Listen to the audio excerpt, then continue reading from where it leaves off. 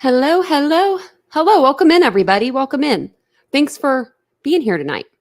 Thanks for joining me again for yet another live. You can't see Nancy though. I had her over here in the spotlight and you can't even see her. I'll have to move her here in a moment. But if you're new to the channel, hi, hello, welcome. I'm Tanya. We do talk true crime daily on this channel. That's something that you're into. Hopefully you'll subscribe, hit the like button, all the good things, all the fun things that we tell you to do. So I was going to come on a little earlier and then I got stuck into Deet's live. I was in there listening to her. So I ended up just leaving it at 9:15. But I was thinking of you guys. And thank you, Truth and Justice, for upgrading your membership. I'm pretty sure I saw that before the live. So thank you. And welcome in, everybody. We're going to talk Riley Strand tonight. Little different, you know, something a little different. Miss Nancy came out with a podcast and a video. And I was going to play the podcast version and pictures of Riley up, but I think I'm going to play the video version because she looks real good and everyone looks real good in it. Today's National PB&J Day. I didn't know that. Hey, Mary Beth. Hey, Cheryl. Hey, Ladybug. ALR. Welcome in, everybody. Otto's in here. And we got Jan, of course. I saw Jan in here with her hearts. It's cute. I love those. Mr. Rosebud. You're in here kind of early, I feel like. Hey, DM. Welcome in, everybody. It's good to see you guys. I feel like I always miss people because I go so fast. Hey, Lenora. Welcome in. I hope you guys are all having a good day. Jan changed her picture. I was like, something looks different. I love that. You changed your picture. I need to change mine. Hey, West Virginia Holler Girl. Hey, Catherine. Welcome in. Hey, Jesus Loves Me. Oh, my ears just did a funny thing. Like, I don't know. It felt like I couldn't hear very well. Welcome in, Linda, Holly. We're going to the bottom of the list. We got Aries. We're getting there. And if I missed you, I'm sorry. Hey, Roseanne. Hey, Ashley. I'm actually playing the video version for you tonight because your man's on it. I saw the clip of it and I was like, oh, Joseph Scott Morgan's on tonight. I better play the actual video because he's a good looking older man, you know. Hey, Salty Bliss. Welcome in. Hey, Sailor Outlaw George. Did you guys see the earthquake in Taiwan? It just happened. Hey, Mike Jetson. Howdy. I don't know which is worse because we were having tornadoes. I don't know if you guys the weather is good where you guys are, but here in Ohio, where I'm at, I'm about an hour from Cincinnati, and they were getting hit down there. I'm just in here. I texted Jan. I was like, "You're under a state of emergency, okay?" She's like, "No." She's like, "I'm fine. Are you okay?" I'm like, "Yeah, I'm chilling, waiting on the live." You know me. If we'll wait, we'll have the live till the internet goes out. We'll all be going together. I'll just take my phone down to the bottom dwelling or something. Joseph Scott Morgan is chef's kiss. He really is. He really is. Hey, Cat's Life. I'm here. I love that. I'm here. I'm present. I don't know either, Aries. I think that we're going to find out a lot of stuff in this case, hopefully soon, because they did have the press conference today for Sebastian. They said that as far as they know right now, no parents are involved. Nobody, if they're not taking it as there was foul play as of right now, which I don't really know how. I guess you just talk to people and polygraphs. I don't know, to where you can exclude them. And then it just leaves, just him. But they said that they found glasses. Now, you can't just leave us hanging with that, Glasses. What do you mean? What kind of glasses? Were they sunglasses? Were they reading glasses? What were they? Were they readers? Were they prescription? Were they Sebastian's? Were they not? I'm sure his mama could tell you, His mama could tell you if they were his or not in 2 seconds. Yep, 100%. If not, the doctor will have it. I'm sure your glasses have like numbers on them, like your prescription number. Yeah, that's Warby Parker. Yeah, and then they have like a number on them. So he said he heard they were Justin said they heard they were readers. Oh wow, I was just throwing that out there. Well, if they're readers, they probably weren't Sebastian's then. But wouldn't that be like the damnedest thing? Like if they found glasses and then they weren't Sebastian's, like it would just be, because I said it last night. I was like, that would just be weird. I think it was last night, or was it today? I was sorry. It was today after the press conference. I said last night. We didn't even know last night. Oh, are you okay, ALR? Did you get hit? So yeah, I don't know. I don't know about that case. It's very crazy. That's all I can say. There's a lot of ins and outs. But as of right now, the police are saying, no foul play. Chris came out and admitted that he hit Sebastian with the belt. So I don't know. Take that for what it is, kind of. Like he's already admitting to it. I don't know why he would even admit to that. But I think he thought, well, if it's going to come out, it comes out of his mouth. I don't know. Very weird. Oh, your son's car got hail. Oh, no. That still sucks. We didn't get any hail here. The dogs were acting crazy. My cat's over here, like laying sleeping now. He's doing better. Vincent wasn't home. So we'll get to Riley Ray Strand. We now know his middle name. I didn't know his middle name was Ray, but I have his obituary. And not to be a conspiratorial theorist or whatever, but I was looking this up because I wanted to read over it with you guys. And Green Lawn Cemetery, where he is, that's where my dad was buried, where I'm from. And then where he is from in Springfield, I lived in a place called Greenfield for a while. And I'm like, that's weird. You know what I mean? Like, it just happens to be a coincidence. But, it's just kind of weird when you look at that stuff. I was like, hold on a second. So Riley Ray. Yeah, hit the like as your way in. Thank you, Mary Beth. Thank you guys all for being here. You guys never disappoint with that like button. I love that. I always come into a bunch of likes. So I thought I would read over this, and it would give us a little bit more of a backstory to Riley, because we really don't know who Riley is. I feel like we know Riley as, this kid that got kicked out of a bar that we saw walking around, stumbling, falling, hitting his head, just really in a state of, he really needed help. He really needed someone to be there. And it's very sad.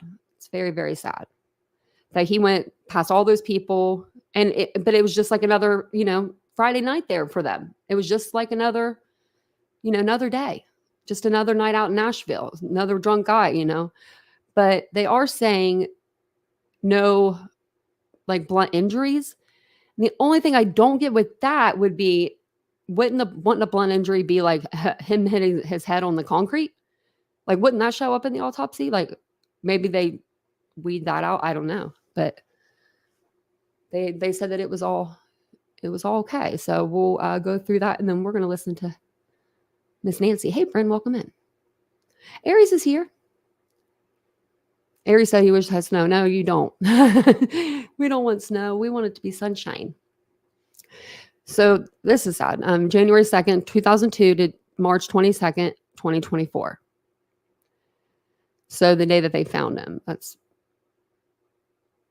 man, I wonder, I never really realized that, like, because my dad was killed in a car accident the same night, like it wasn't like 2 weeks had passed, almost 3 weeks, or it was like 2 weeks. So I didn't really realize that they would put the date that they found him. But I guess that's because maybe they're not convinced that's the day he went in was the 8th. But it says he was found in Nashville, Tennessee, born in Springfield, Missouri on January 2nd, 2002. Riley's vibrant spirit and loving nature touched many lives. Riley was a proud graduate of Kickapoo High School and later attended the University of Missouri-Columbia, majoring in business and financial planning. Riley's ambition led to a promising internship at Northwestern Mutual, where he demonstrated a natural acumen for the industry. Riley's commitment to service was evident through the prestigious Presidential Medal for Volunteering earned by dedicating over 500 hours to the wonders of wildlife. This commitment showed Riley's deep care for the community and the environment. Wow, 500 hours. That's a lot for a young man. Riley embraced outdoor adventures, whether it was hunting, fishing, or simply enjoying the serenity of the lake. Riley's competitive spirit shone through in tennis matches and his budding interest in the discipline of jiu-jitsu. Above all, Riley cherished time spent with family, creating lasting memories.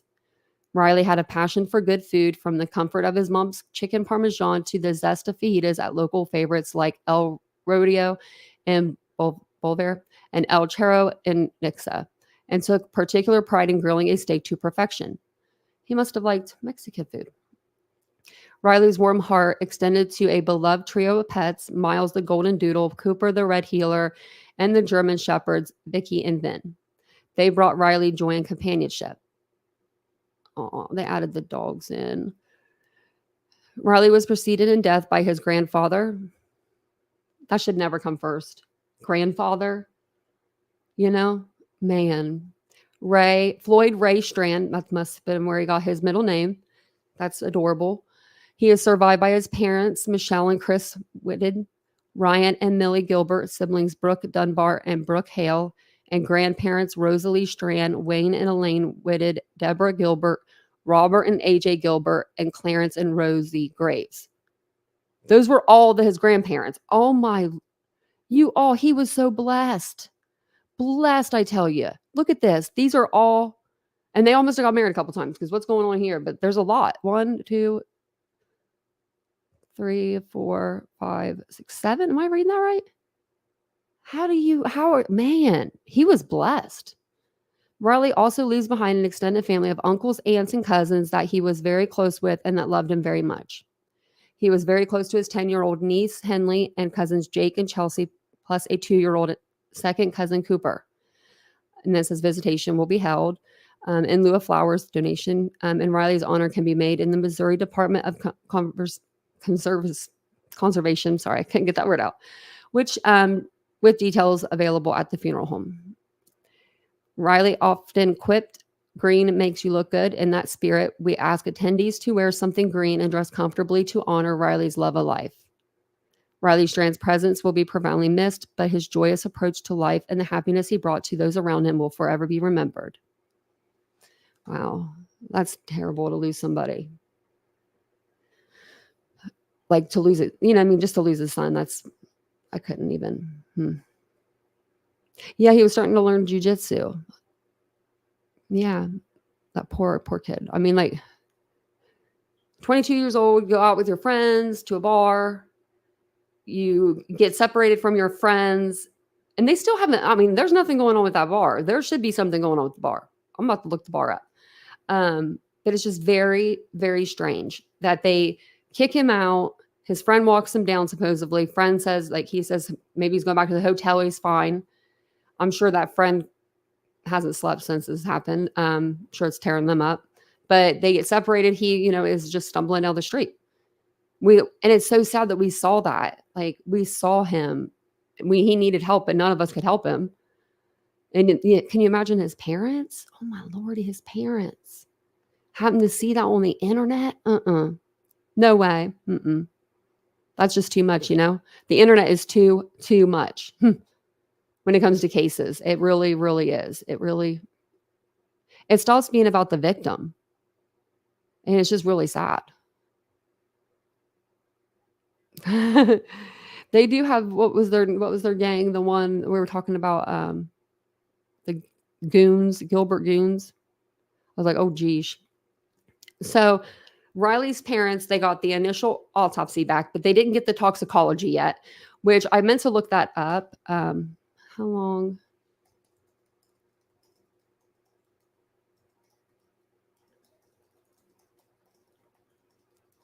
I don't know the answer to this. Like, how long does the alcohol stay in your body?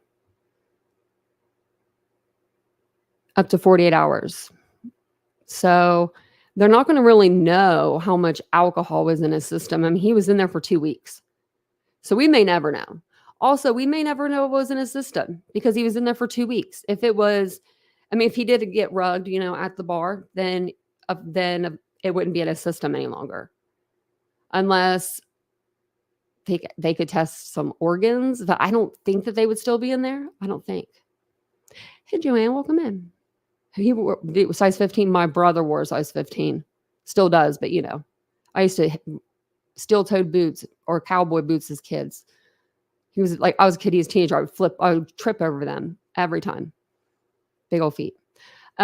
So after they got the initial autopsy back, it said that there was no indication of any trauma to the body, whether like it was blunt force, a bullet wound, or stabbing. It wasn't any of those things from, you know, the determination. So his parents said, well, wait a minute. His pants were off. His shoes were off. He didn't have his wallet, things of that nature. We want a second autopsy, which I think that's great to do. I mean, you want to make sure you want to double check. I wish that more people would do that. You know, I wish more people were able to do that. I couldn't even get one from my mom. I just wanted one. So we'll see what they say in this clip. I watched this the other day. But, I forget what she says, but I love her shirt. I remember that. So thank you guys all for being here. I appreciate it. Oh, and I don't know why I'm not down at the bottom of the chat. There we go. I appreciate you guys being here. We'll go ahead and play through this, and then I have like another short video, and then we'll get to Nancy. Size 16? Yeah, Lenora, my brother couldn't find shoes to save his soul. He had to go through the, what was that? East Bay catalog. Remember those old East Bay catalogs for the big people feet? Okay, let me get her pulled up here. And I think that she's muted. On Friday, the 22-year-old's body was found in the Cumberland River near Nashville earlier this month, nearly 2 weeks after he was reported missing. That happened on the night of March 8th, after he was asked to leave a downtown Nashville bar. He separated from his fraternity brothers and was not heard from again. Caitlin Becker joining me now. And Caitlin, Riley's parents have actually ordered a second autopsy, despite the police autopsy that's already been released. So the preliminary autopsy results are out, Hannah. We're still waiting for those full results. They don't come out until toxicology comes back, which sometimes could take weeks or even months. But the preliminary cause of death, according to law enforcement, was accidental. But because of some facts about how Riley was discovered, how his body was discovered, it just didn't sit well with his family. So they ordered the second autopsy. Take a look at what a family friend had to tell our Brian Enton this week about what really concerned them about how Riley's body was found. One thing that threw the family for a loop was, the coroner going on record stating about the lack of water in his lungs. It raises more questions. I'm not a crime drama person by no means, but usually water in the lungs means that, they were alive when they went into the water. What about the boots, Chris? Tell us what you've learned in terms of what Riley was wearing. Unfortunately, the only thing that was found with him, as the police stated in the report, was the watch and the shirt. Everything else was not with him when he was found. So the concern there clearly, Hannah, is the fact that he was found half naked from the waist down and then there was no water in his lungs. So his parents and his family are really looking for some more information. Do authorities know how he got in the water in the first place, Caitlin? I know there's so many questions around this case. There are a lot of questions, Hannah, and if authorities do know, they're not telling us. But from the get-go, we've been concerned that something may have gone wrong with him perhaps stumbling into the river, because you see this kind of timeline of where he was last seen. He was last seen on some surveillance camera, sort of stumbling around, and he was walking towards the direction of that river. So there is kind of a presumption that perhaps he may have fallen in, but we don't know for sure. And honestly, I don't think we're going to have an answer about whether or not he was intoxicated, because it's been so long since he went missing. Does the family suspect foul play? Well, I think they just want answers. I think the big question here is, why wasn't there water in his lungs if he is presumed to have drowned? Now, we don't know for a fact whether or not the autopsy results will say he drowned, but that's a question. But also the way he was found is a concern. A forensics expert told News Nation some interesting details about how he would have approached this. Take a look at what Joseph Scott Morgan had to say.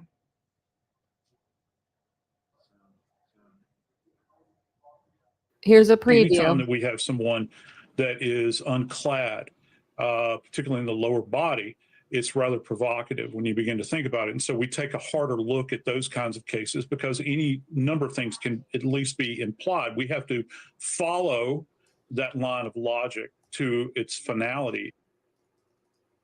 Had two forensic experts on that day, and the other one answered the second question of why there may not have been water in his lungs, and does that mean he didn't drown? But there's two ways to drown. There's actually something called dry drowning. When you wet drown, you expect to have, you ingest that water, you basically breathe it in. But something called a laryngospasm is what happens when you, what's called dry drown. And that's when the water comes in, your body automatically reacts by closing up the airways, which means the water's not getting in, but neither is any oxygen. So we're going to have to wait to see those full autopsy results from both the police and that secondary autopsy to get some answers. I know you've been following the story for weeks now. You'll keep us updated. Absolutely. Caitlin Becker, thank you so much.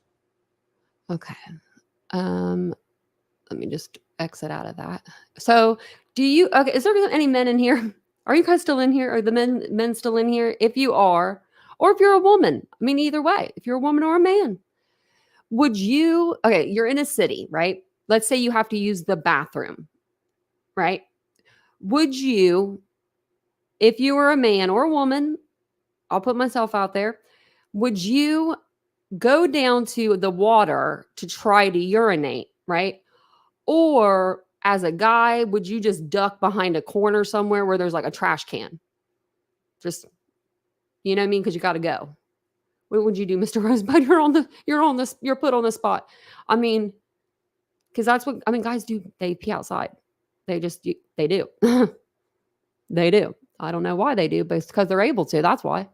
Thank you, Jan. She get treatment for their birthdays. Look at that, Rocky. Get you some treats tomorrow, bud. He's running low. He'll have me at the store 9 a.m. I've done that. The one behind the building? I think I would go behind the building. But that's just, I mean, I know it's weird, but I think I would too. I would be scared to go down there. But I've heard that people are, thinking that could be why his pants were, down, maybe like he was using the bathroom and he fell in. You go down the water. You don't want others to smell my urine. I wouldn't even probably think about that if I was drunk. But I just figured I'd ask the guys, because you never know. You never know. But down the river, probably, I mean, I could see guys doing that, like just going down there, like I'm going to go out of the way, Oh, so Rocky's the cat. He's the cat. He's laying in a dog bed right now, though. And then I have a dog that's a Weimaraner and a dog that's a pit boxer mix. Not to get off subject, but they're my babes. I peed behind a tree a couple times over the years. As if I've been drinking or not. Stephanie, I've been there. High school, our friend threw a party every year. By the third year, he got it right. And they would bring in porta potties. I'm like, it's about time. That's how many people went to this party. They could afford porta potties.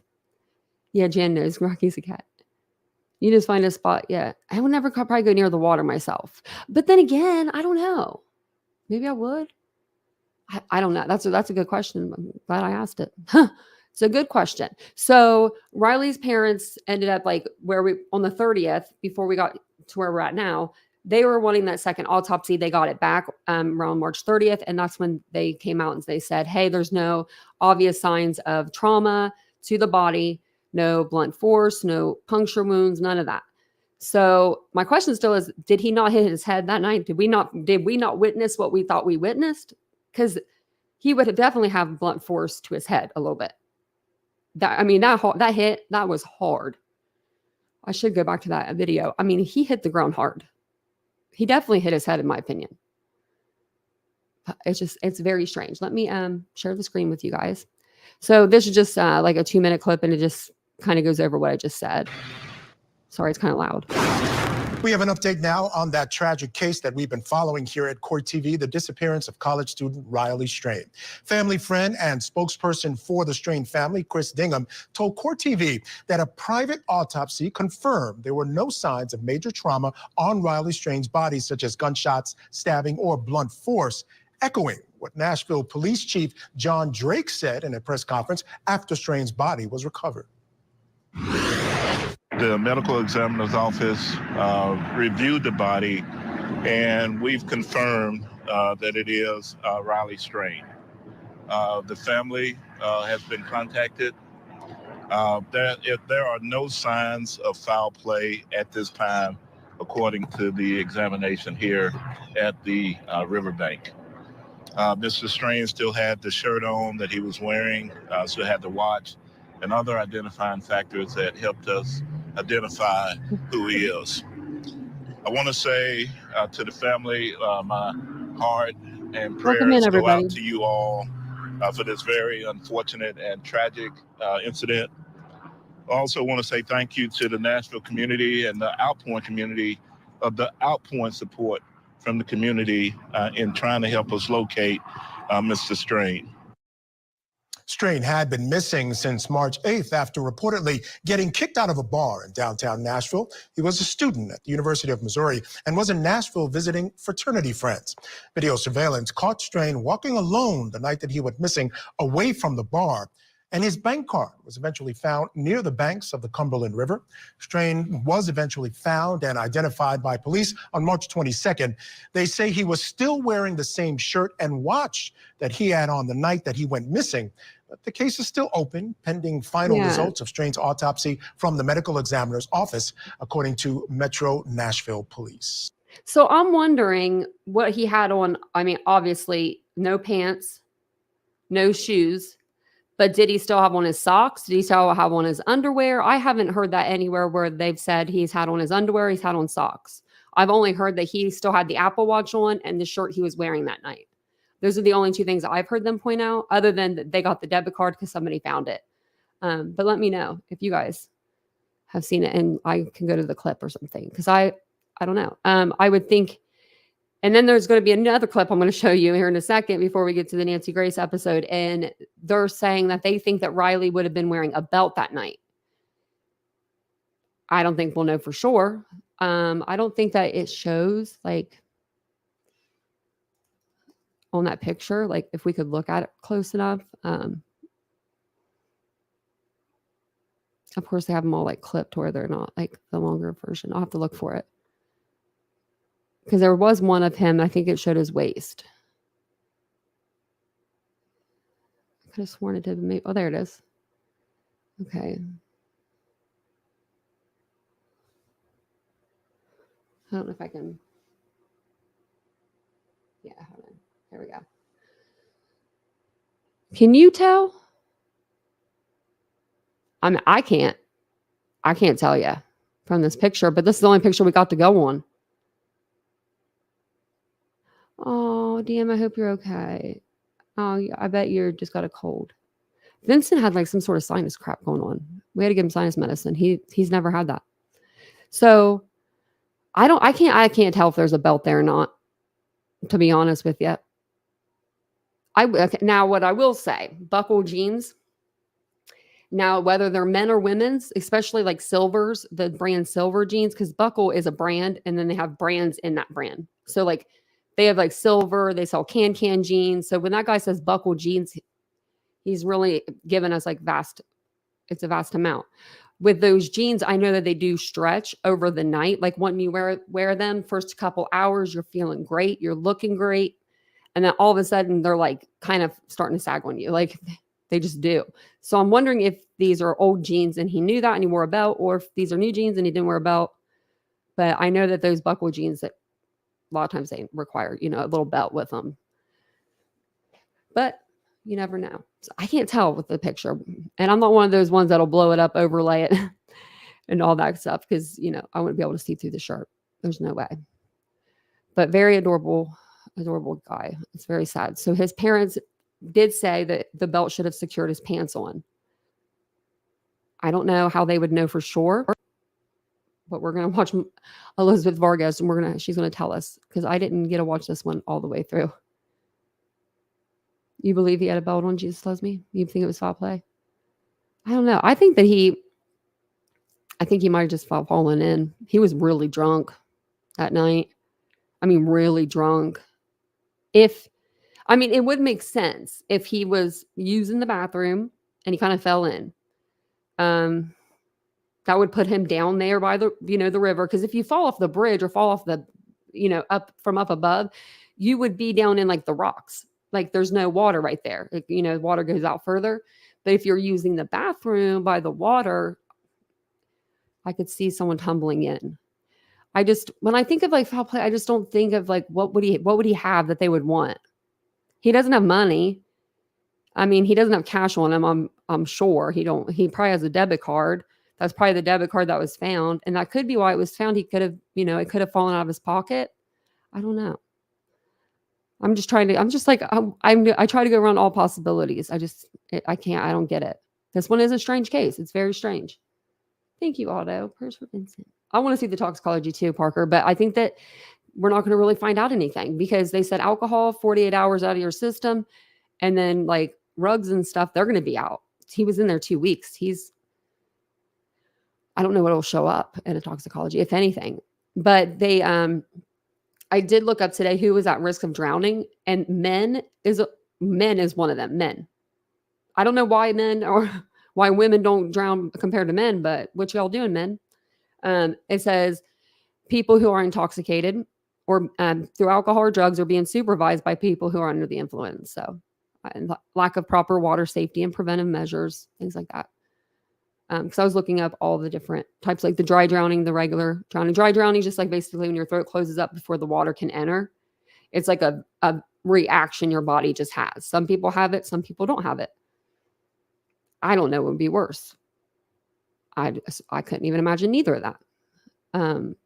I'm hoping that he didn't feel anything. He went in and didn't feel anything. I mean, like he was found 8 miles away. That's pretty far. That's a trip. So I'm surprised that there's not more like trauma to the body, I guess you'd say. Cause him hitting the bottom and stuff. He's found under a barge. I don't know. But you would think there would be more, but maybe they're like, okay, they can exit some of the stuff because they know what it is, but hopefully we'll get some more information. And then come home in a hearse. The family of Riley Strain doesn't have to imagine that awful scenario. They've experienced it. And tonight they have more details and more questions about the death of 22-year-old Missouri college student Riley Strain. Was it really an accident, as police say? Well, tonight the focus is on one key accessory that Riley was apparently wearing the night he disappeared from downtown Nashville, a belt. New information from the Strain family points to a possibility of a more sinister ending to the young man's life than the initial autopsy suggested. The Nashville Police Department has determined there were no signs of foul play. Riley's body was pulled from the Cumberland River 2 weeks after he vanished, about 8 miles away after a night out with friends. He allegedly left a local bar by himself. There is security footage of him walking off, but in the wrong direction, in the opposite direction of his hotel. Riley was found in the river without his pants, his wallet, or his cowboy boots that he was wearing the night he went missing. And despite a massive, intensive search of the area, those items of clothing have never turned up. The family says Riley was also wearing a belt the night he disappeared. Joining us now is Strain family friend Chris Dingman. Chris, great to have you back on the show. It's the first time I've had you on the show since Riley's funeral. I just first want to ask, how are Michelle and Chris and the rest of his family doing? I got to visit with them today. They came over to the office for a little bit and we got to catch up and, just talk about life, being home. Michelle was able to talk just a little bit and then instantly, went into memories and missing her son. So It's still very, very brutal on the family right now. We're in the stage right now where we want answers. Yeah. We were able and blessed to bring Riley home and, to bury him properly. But now the war room is totally turned into getting answers, because people know there's some answers out there that we need to have. What are those answers that you need, and how are they related to this belt that he and was apparently wearing that night, that his parents say he wore every day? Yeah, there's still some people of interest. We noticed that News Nation actually reached out Friday to the Metro Nashville Police Department, following up on the investigation, seeing if there was any new information, and was told abruptly that there was no investigation. They were waiting for toxicology. So unlike, more like what we have found this entire time of doing this, trying to find Riley, is we're going to have to find our information via the internet, via TikTok, via incredible reporters like you guys chasing down leads, because I strongly feel that we're not going to get any support from Metro Nashville. Our two strongest leads that we have received has been from the internet, not from the police, stuff that was given to the police. So, and what are those leads? The leads were like right there with the body cam. We had people that had found the debit card shortly following that. The couple that actually come forward from listening to a podcast that was in the last video that he was seen by the construction barricade. There's so little, but when you're watching the film that you're showing right now with the police cam, when it spins around, there's actually there's some people that's farther down the way that looks like they're sitting outside their vehicle. But what is hey, Chris, what's the Wow. significance of the belt? Because listen, a lot of people don't realize They're really conspirating over there. Like, what conspiring? What are they talking about? He was like, but there was people down the road in a car. I didn't see that. Did anyone that else when see that? something happens to a person, whether, for example, they're hit by a car, they're often knocked out of their shoes, out of their clothes. People don't understand that actually happens. Same thing happens when a person falls into a river. Items of clothing can be ripped off by the current, by the force of the fall. He still had his shirt on. And you say that because of a belt, he should have still had his pants on. Can you explain why you're attaching so much significance to the fact that you say he was wearing a belt? Yeah, the belt, Riley had a swimmer's body, and I loved him for that. He was actually an excellent swimmer. He said he was an excellent swimmer, but you can't just say he's got a swimmer's body and he couldn't drown. I'm 5'8". I've got a swimmer's body. I got longest arms out of anybody I know. Long legs too to match it. I couldn't find my way around that creek sober. I think that oh man, it's so sad. And his hips, with the belt being on his hips, that would have been even more. How do they know he has a belt? The pants to come off in the water. It literally would have been snug to him. It would have been riding on his hips. Everybody we've talked to about that, as soon as we found out he had a belt on that night, was like, wow, that totally changes the dynamics of why those articles are missing. His boots, they're a size 15 boot. Did his friends confirm they had a belt on? He didn't say that at all. Anytime any shoes or tennis shoes get wet, you know how hard it is just to get a tennis shoe off, let alone a size 15 boot. So the belt is a big piece of the puzzle that we now have, and but once again raises more questions. Look at and when do you expect the results? You have ordered, the family has ordered a second autopsy to be performed. When do you expect to have results from that? They were actually following up on that today and reached out. We were told, which we've not been given the information by the original autopsy, but we were told a family member can request the actual autopsy short of the toxicology that Metro Nashville provided. We were not aware of that information. So the family did reach out today, I think left messages to try to get that initial report also. So we're hoping within the next 24 hours to get more answers than we currently have. Right. But I also wish we would have been given that when it was done a week ago. Yeah, that would have been helpful.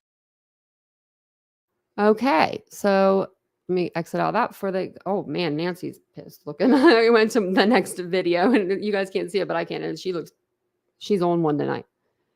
But thank you guys all for being here. I really appreciate it. We're going to play Nancy. You know her, she's in the dang corner, but you can't see her. I'm going to turn the camera off and put her up there so you guys can see her. But she did a video with Riley Strand's family friend. That's who was on the screen there a second ago. He's been talking for the family ever since Riley went missing. he's been like, he's spear campaign. Man, he was out there searching everything for this kid. He really was. He was really trying to help his friends help find their son. It was really sad.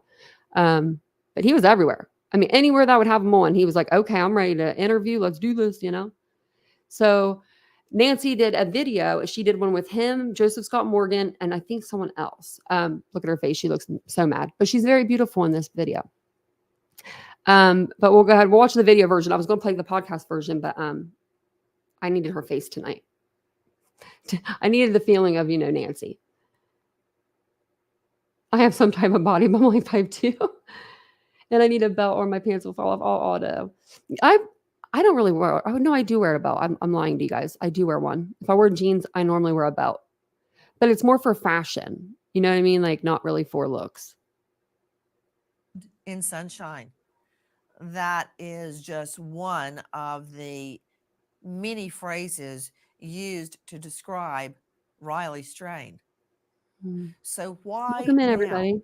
has a second autopsy been ordered? Very disturbing facts emerge about the discovery of his body. What does it mean?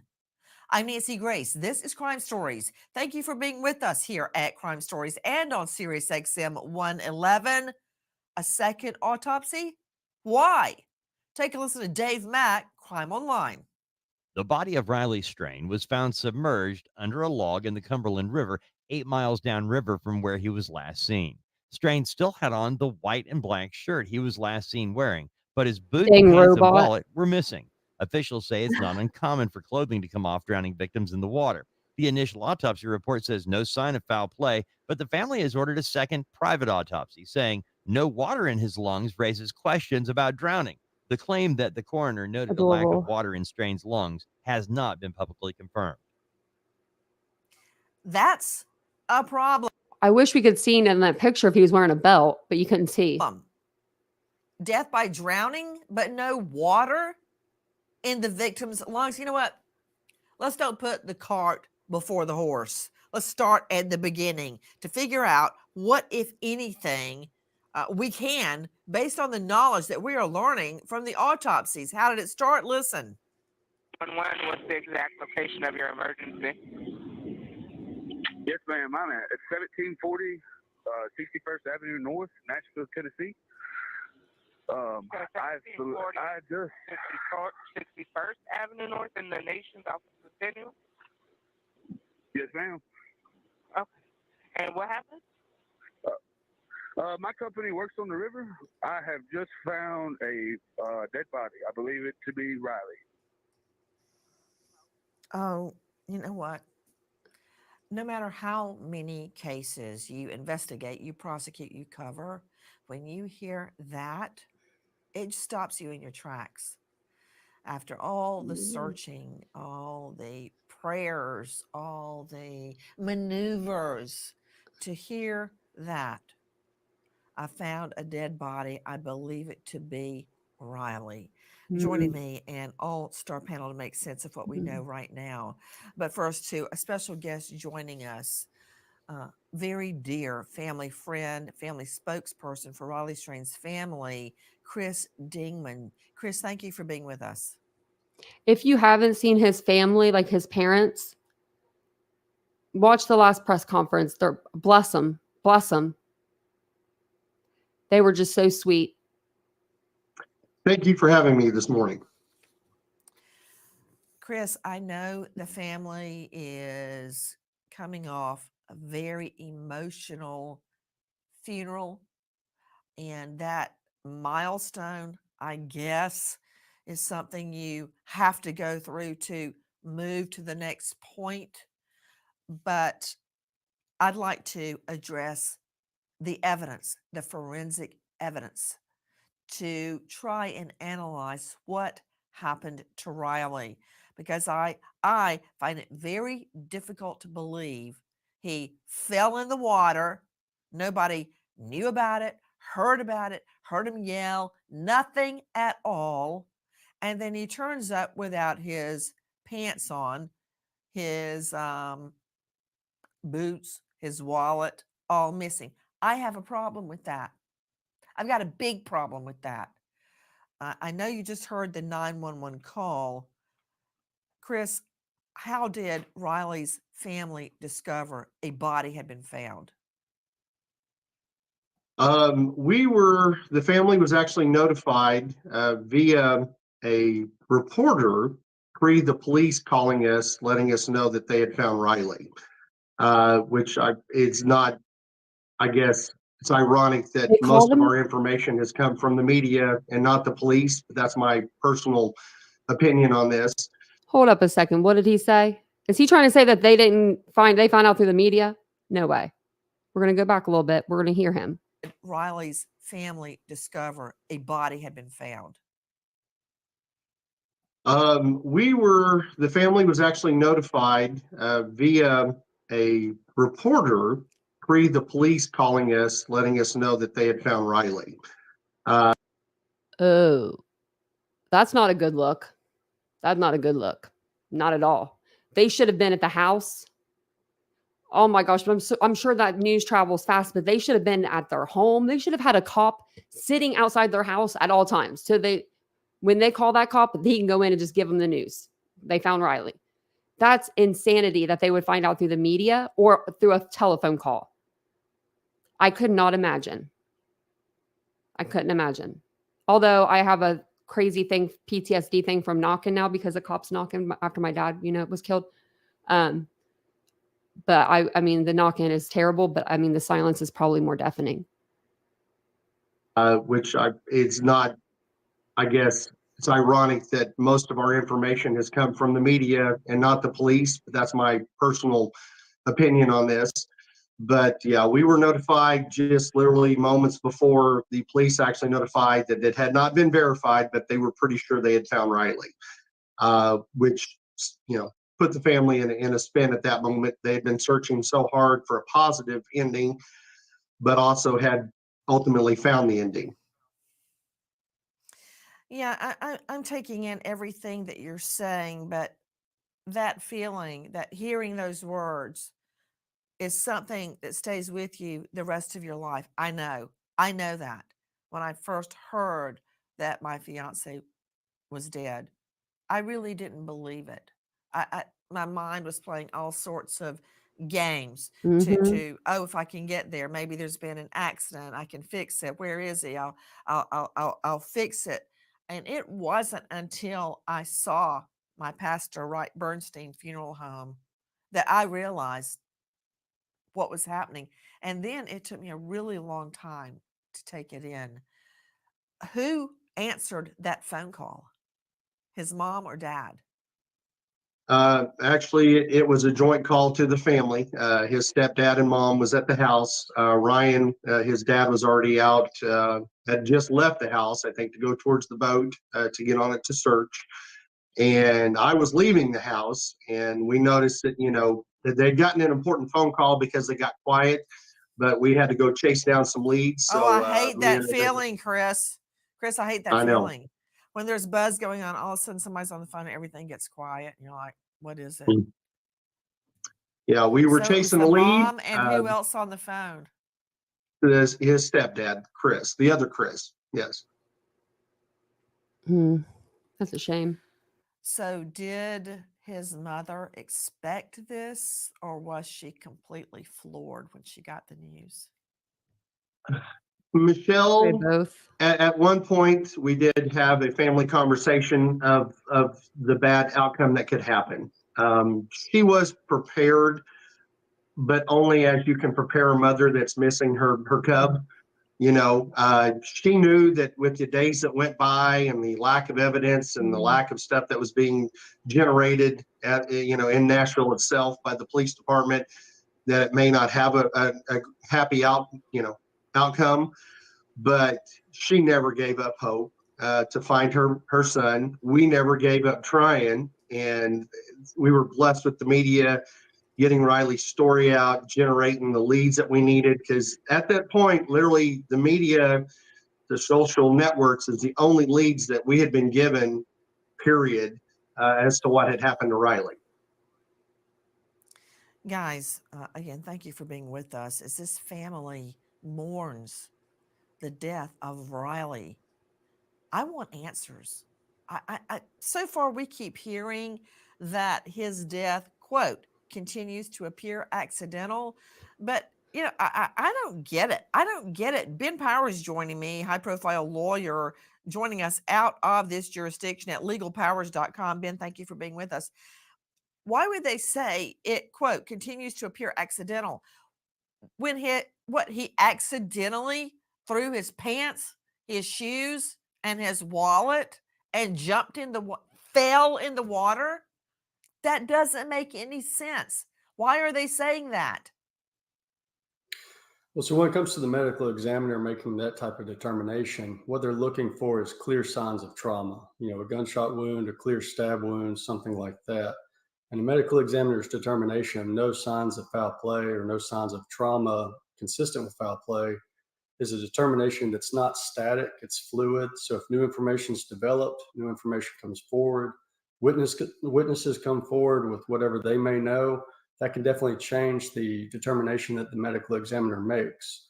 But right now, I don't put a whole lot of stock in the no foul play trauma determination, because someone pushing Riley in, throwing Riley in, punching Riley and tossing him in that way, or just pushing him down the embankment is going to look exactly identical to him falling in. It's indistinguishable the type of injuries you would have. Ben Powers.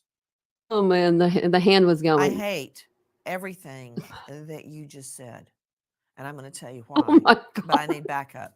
Joining me right now, high profile. He's not even in the frame back here. High profile death investigator, professor of forensics, Jacksonville State University, author of Blood Beneath My Feet on Amazon. What else can I say? Let's see. And star of a hit series, Body Bags, with Joe Scott Morgan. Joe Scott, now, I know you're used to getting in front of juries and giving a very lengthy explanation of COD, cause of death, but I have one question, and it's a yes, no, Joe Scott. Yes or no? Okay. Here's the question. Isn't it true that death investigators and medical examiners take into account, before they reach their determination, not only the physical evidence that you get from the body, but extrinsic evidence as well, such as, I had an arson case. Okay. Was it an accident? Did this wife really die in a fire? Well, I looked at extrinsic evidence, including the fact that her husband took all of his suits, all of his shoes, all of his ties to a dry cleaner, multiple dry cleaners in the area in the days before the fire. Called the weather station, and I had him on tape, finding out if it would rain that day, the day of the fire, and also calling his insurance company to find out would they pay for furniture replacement. And then, bam, his mansion caught on fire, and his wife died. That's extrinsic evidence, not to mention raiding his place of business and finding bags and bags, trash bags, black plastic trash bags, as I recall, full of things from the home, such as his own family photos, not her, but his family, his mom, his grandma, blah, blah, blah. That's extrinsic evidence. So my question to you is, isn't it true the medical examiner can take into account extrinsic evidence when determining whether there's been foul play? I can't believe it. He did it, Jackie. He actually said it in one word. I'm circling back. He did. Ben Powers, the extrinsic evidence. I was waiting on him to give her more than a one-word answer, and then she was going to yell at him because she would have too. But he gave her an answer and then just sat there. I'm talking Good about job, Joseph Scott. Would be the fact that he doesn't have on pants. How's that an accident? No, and I agree. I think that the fact that he doesn't have on pants but still has on his boxers is definitely something of concern, because if they're trying to say that the river current took his pants off, you're telling me that something that's indiscriminate in tearing his pants from his body is delicate enough to leave his undergarments. That just doesn't make any sense. And then when you factor that in with the debit card found on the riverbank, it just continues to make so many irregularities. Eventually you have to acknowledge this doesn't add up. The math doesn't math, because you got the debit card on the riverbank, the pants are missing, but the boxers are still present. And especially you have to take into consideration the location that he Oh, went hey, missing. hey, was hold the on. homeless Before I lose the encampment. thought, Ben Powers, I'm going to follow up with Joe Scott Morgan about the pants missing, but as you pointed out twice, and I'm glad you did because it sparked a thought.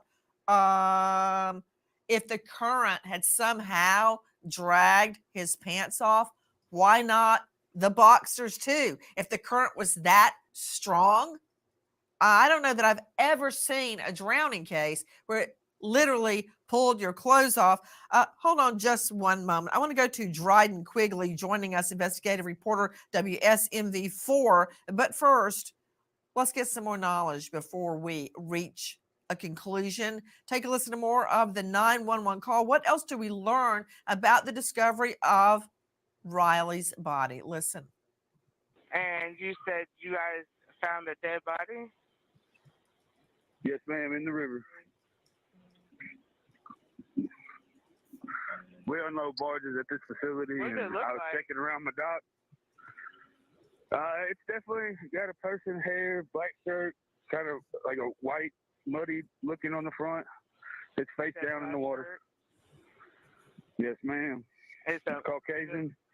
It looked like a male. Yes, ma'am. Could you imagine? I want to hear more of that 911 call because I'm learning a lot of facts. Listen. Is he completely submerged, or is he right on that, like the bed? Not the bed, but like is he partially in the water, partially out of the water? No. I don't see a belt fully there, really. submerged besides his- It's not like besides, pooched out. back sticking out of the water.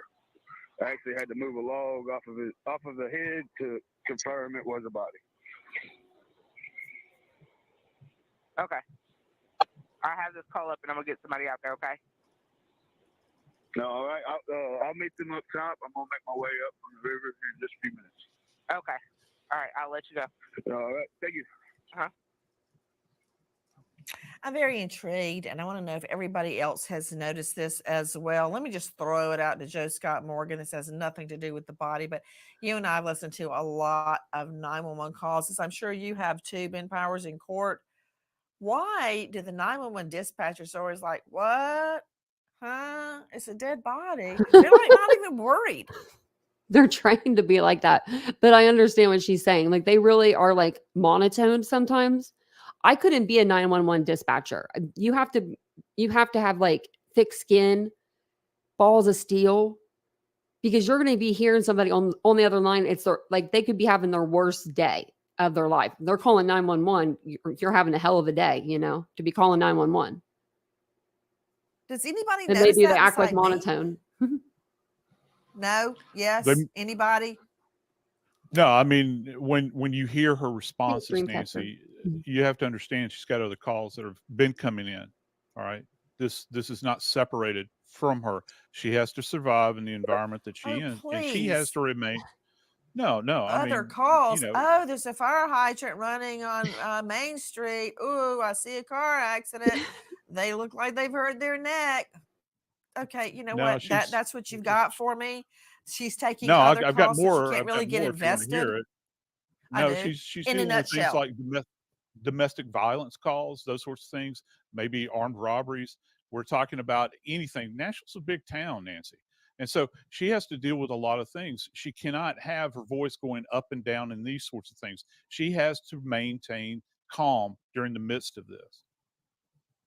Okay, you can call it calm. Some people might call it disinterested, but I'm going to go with what you said. Nashville is a big town. There's a lot of crime. So she is not my concern right now. Too, Dryden Quigley joining us, investigative reporter, WSMV4. Dryden, tell me, first of all, thank you for being with us. Tell me about the discovery of Riley's body because it's not adding up for me. Yeah, I mean, it was the second call of a dead body we got that week. So at first, I think a lot of us were like, is it going to be him? Is it not going to be him? So when we got this call that they found a body in the river, a lot of us rushed out there, to see what was going on, if it would be identified as him, which it was, unfortunately. Dryden Quigley, you raced to the scene when you heard about the 911 call. A, how did you hear about it? And B, what did you see or hear or sense when you arrived? I'm assuming they knew it was Riley because of the description. They probably had a description out for him. 6'5", 160 pounds or something like that. He was like really light as a feather. I forgot what I was gonna say because Jan said she had to step away from it. I'm like, what?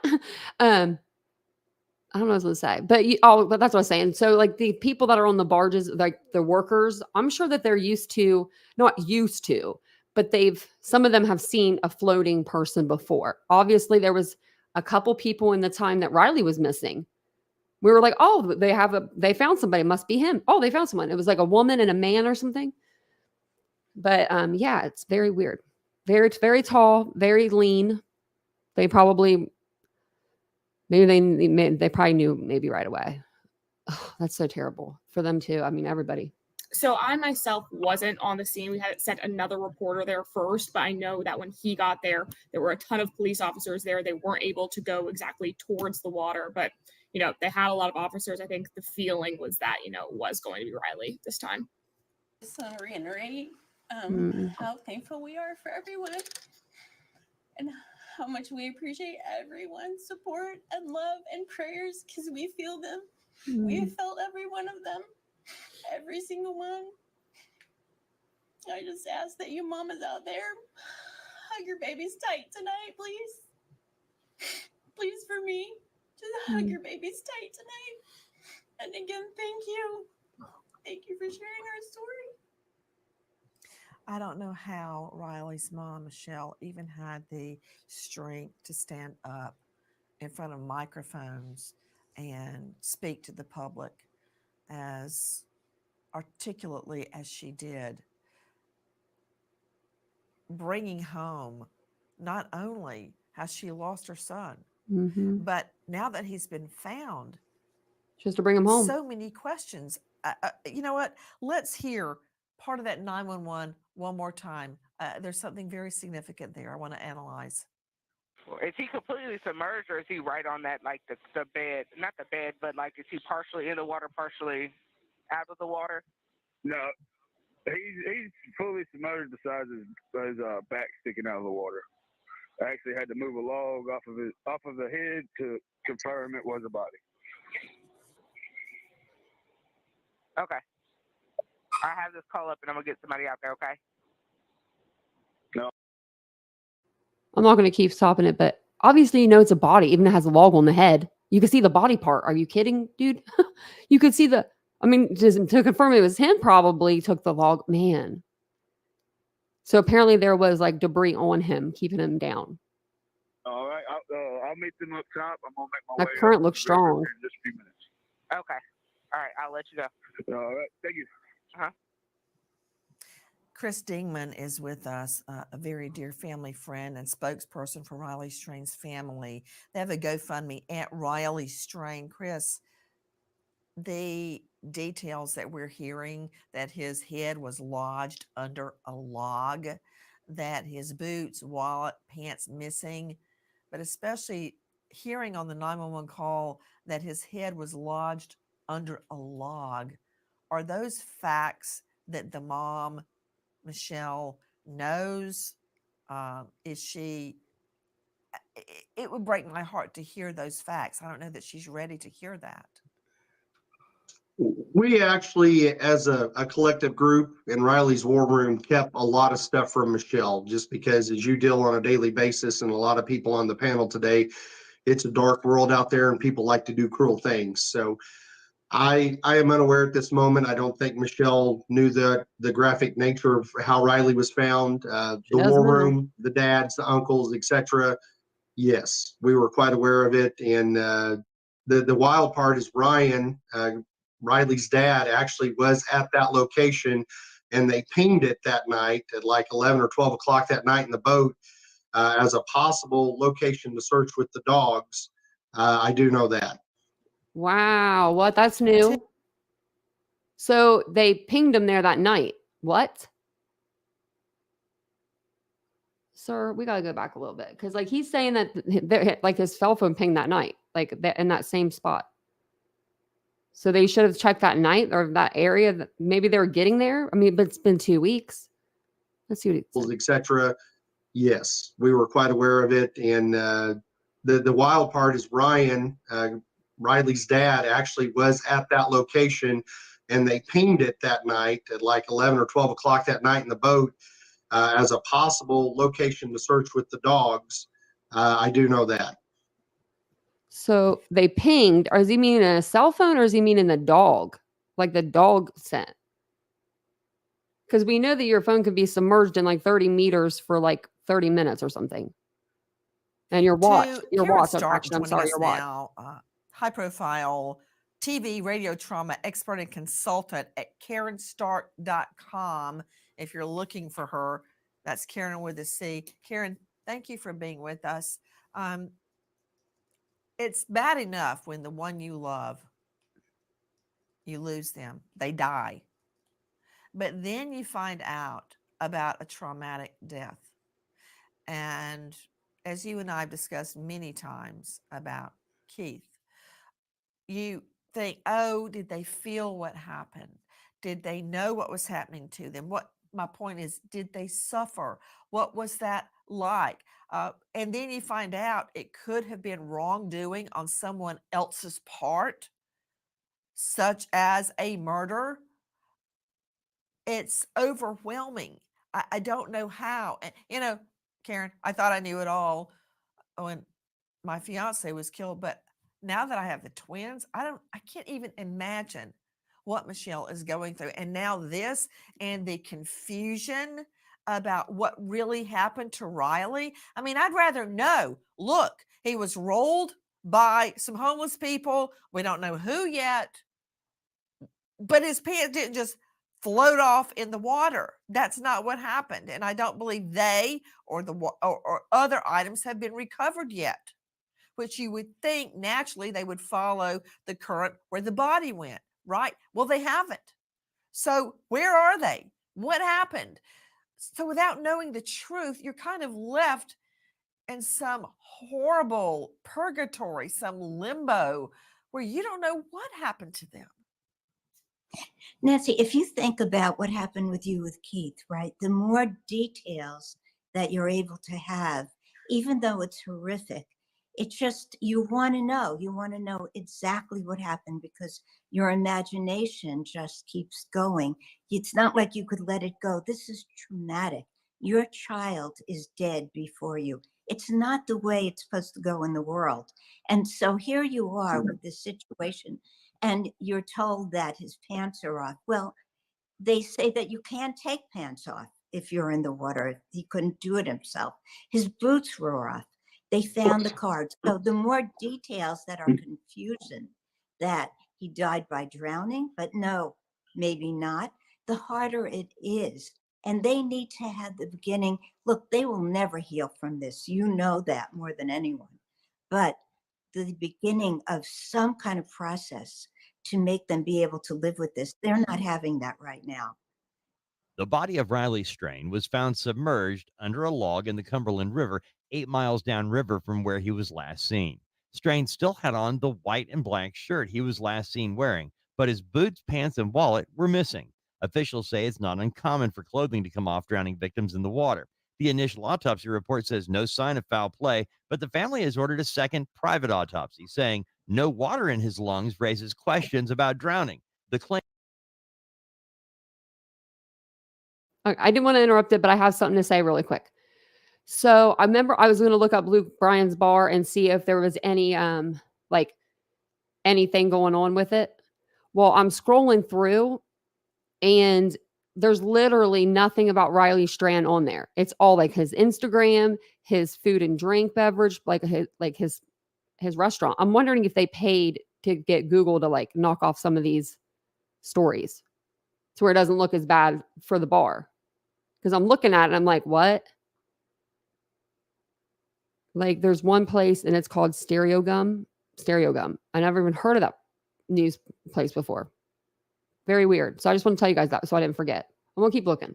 Claim that the coroner And noted please the hit lack the of like water in button. Strain's lungs We love has you not here. been publicly confirmed.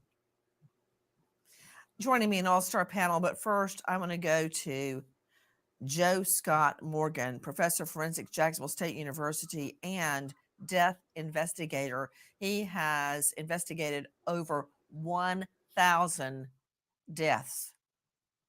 Joe Scott, again, thank you for being with us. This is a lot of information to digest, and I want to hear your analysis, especially about no water being in the lungs in a drowning case. Listen, you're not always going to find water in the lungs, Nancy, in a drowning. You can have what's referred to as a dry drowning many times. This is where you have actually a spasm that occurs in the organs of the throat. You can prevent water from getting in. But, here's the problem with this. There's other locations you look to see if there are, in fact, evidences of drowning with a body. And the biggest problem I have with this, Nancy, is that they have not had sufficient amount of time to do all of the testing, including toxicology, that they need to come back to. This is an incomplete investigation. Nothing will be in a system, I don't think. Everything you're saying is extremely valuable. I'm trying to write as fast as I can. Yeah. Okay. Dry drowning. Dry drowning. You want me to accept that? Whether or not you want to accept it or not, it's the reality is that it does occur. So you can't. How often have you seen it happen? I'd say probably at least a dozen times over the course of my career. Worked a long time. What were the in New Orleans. circumstances? You have individuals that go into the water, particularly in an inebriated state. This can particularly happen sometimes. And you can have individuals that have sustained trauma where this occurs as well. And generally, well, he could have had head trauma from himself. Compromise, and that happens. I'm very curious. I don't as know to what that means. Neurological. Well, that means that they have sustained a head trauma, perhaps. And I would be he didn't. very. How do we know? Because how do we know that he didn't? Reported in it the wasn't autopsy. Reported. All right. Yeah. Well, yeah, they haven't reported toxicology yet either. I think that it's very important that they have. Nancy, try a lot. Autopsy. Apples, oranges. He doesn't spend a lot either. See, Joe Scott, I know your game really well. When you throw things on me like neurological, what did you say? Neurological what? Compromise? Is that what you said? Neurological compromise? 25 million. You're throwing words at me as a medical examiner. As Please a be my best friend, Nancy. That a lawyer wouldn't necessarily know what that meant, but guess what? I do know what that means for once. So let me just say, then you said, when I said, well, there was no report of a blow to the head or any contusion, any hemorrhage, bruising to the head, you went, oh, well, there's not toxicology either. Apples, oranges, because you can look at the body and see if there's a blow to the head. Easy. You can't look at the body and know about toxicology. You have to wait until those blood tests or tissue tests come back. So if they're not noting in the autopsy that there's a blow to the head, then there's not a blow to the head. That's not something you have to wait on. Right. You're absolutely right. And so I think that other things that they need to be digging into here, Nancy, are something that we look for in drowning, which are referred to as diatom testing, which are these little algae creatures that exist in water. That has not been released as well. I don't know if they're doing diatom testing there. Also, any kind of barotrauma, and what we look for is water in the inner ear. Many times this happens when bodies have been, say, submerged at great depth. And yeah, we get water in our ears when we swim. However, this is deep within the ear. And many times this happens as a result of forced pressure. I'm interested to try to understand why in the hell they have released this information so prematurely when they don't have a complete investigation done at this point in time. I'm still waiting. I'm trying to decipher everything you said. Dry drowning. And you said that you, Joe Scott Morgan, have encountered dry drowning about 12 times. Isn't that what you said? That's correct. Do you think it's 12 or could it have been less? No, I'd say it's probably around 12, yeah. Around 12, okay. And Joe Scott Morgan, how many death investigations have you conducted? I don't know, Nancy, probably upwards of, 4,000, I would imagine. So 4,000? I was not thinking that number. That's I'll say incredible, Joseph Scott around, Morgan. just like around 12. I think I have a crush Now on it's him now. around Actually. 4,000. So out of 4,000 death investigations, you've had around 12 dry drownings. Is that correct? Correct. And in those cases, did you say that often you found a neurological compromise, plain language, regular people talk, blow to the head? It does occur, yes. Did it occur in those 12? To the best of my recollection, every single time they were compromised in some way, either from a head strike or from being inebriated. Somebody I know is going into cross-examination mode, and that would be you. Because when somebody throws out to the best of my recollection, that means I may be right or I may be wrong, but I'm going to CYA. You're telling me out of 4,000 cases, you've had about 12 dry drownings. And in those 12 dry drownings, they had, as you say, neurological compromise, i.e. blow to the head. Yes, no? Yes. Okay, got it. So in this case, since we don't know about a blow to the head, that differentiates itself from all of your dry drownings. Okay. Now that we have ferreted that out, Joe Scott, please just tell me what you think in regular people talk. No neurological compromise, no blow to the head, extrinsic evidence. He doesn't have his pants on.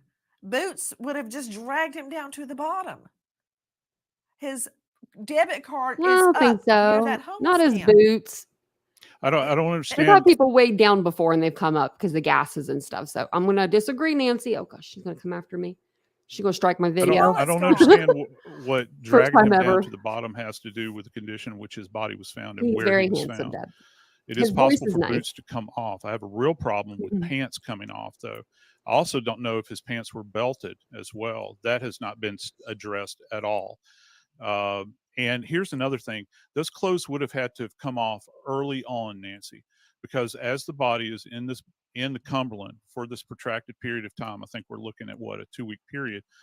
Forgive me for saying this, but the body will become bloated during that particular bit of time. That means that with the bloating comes tension.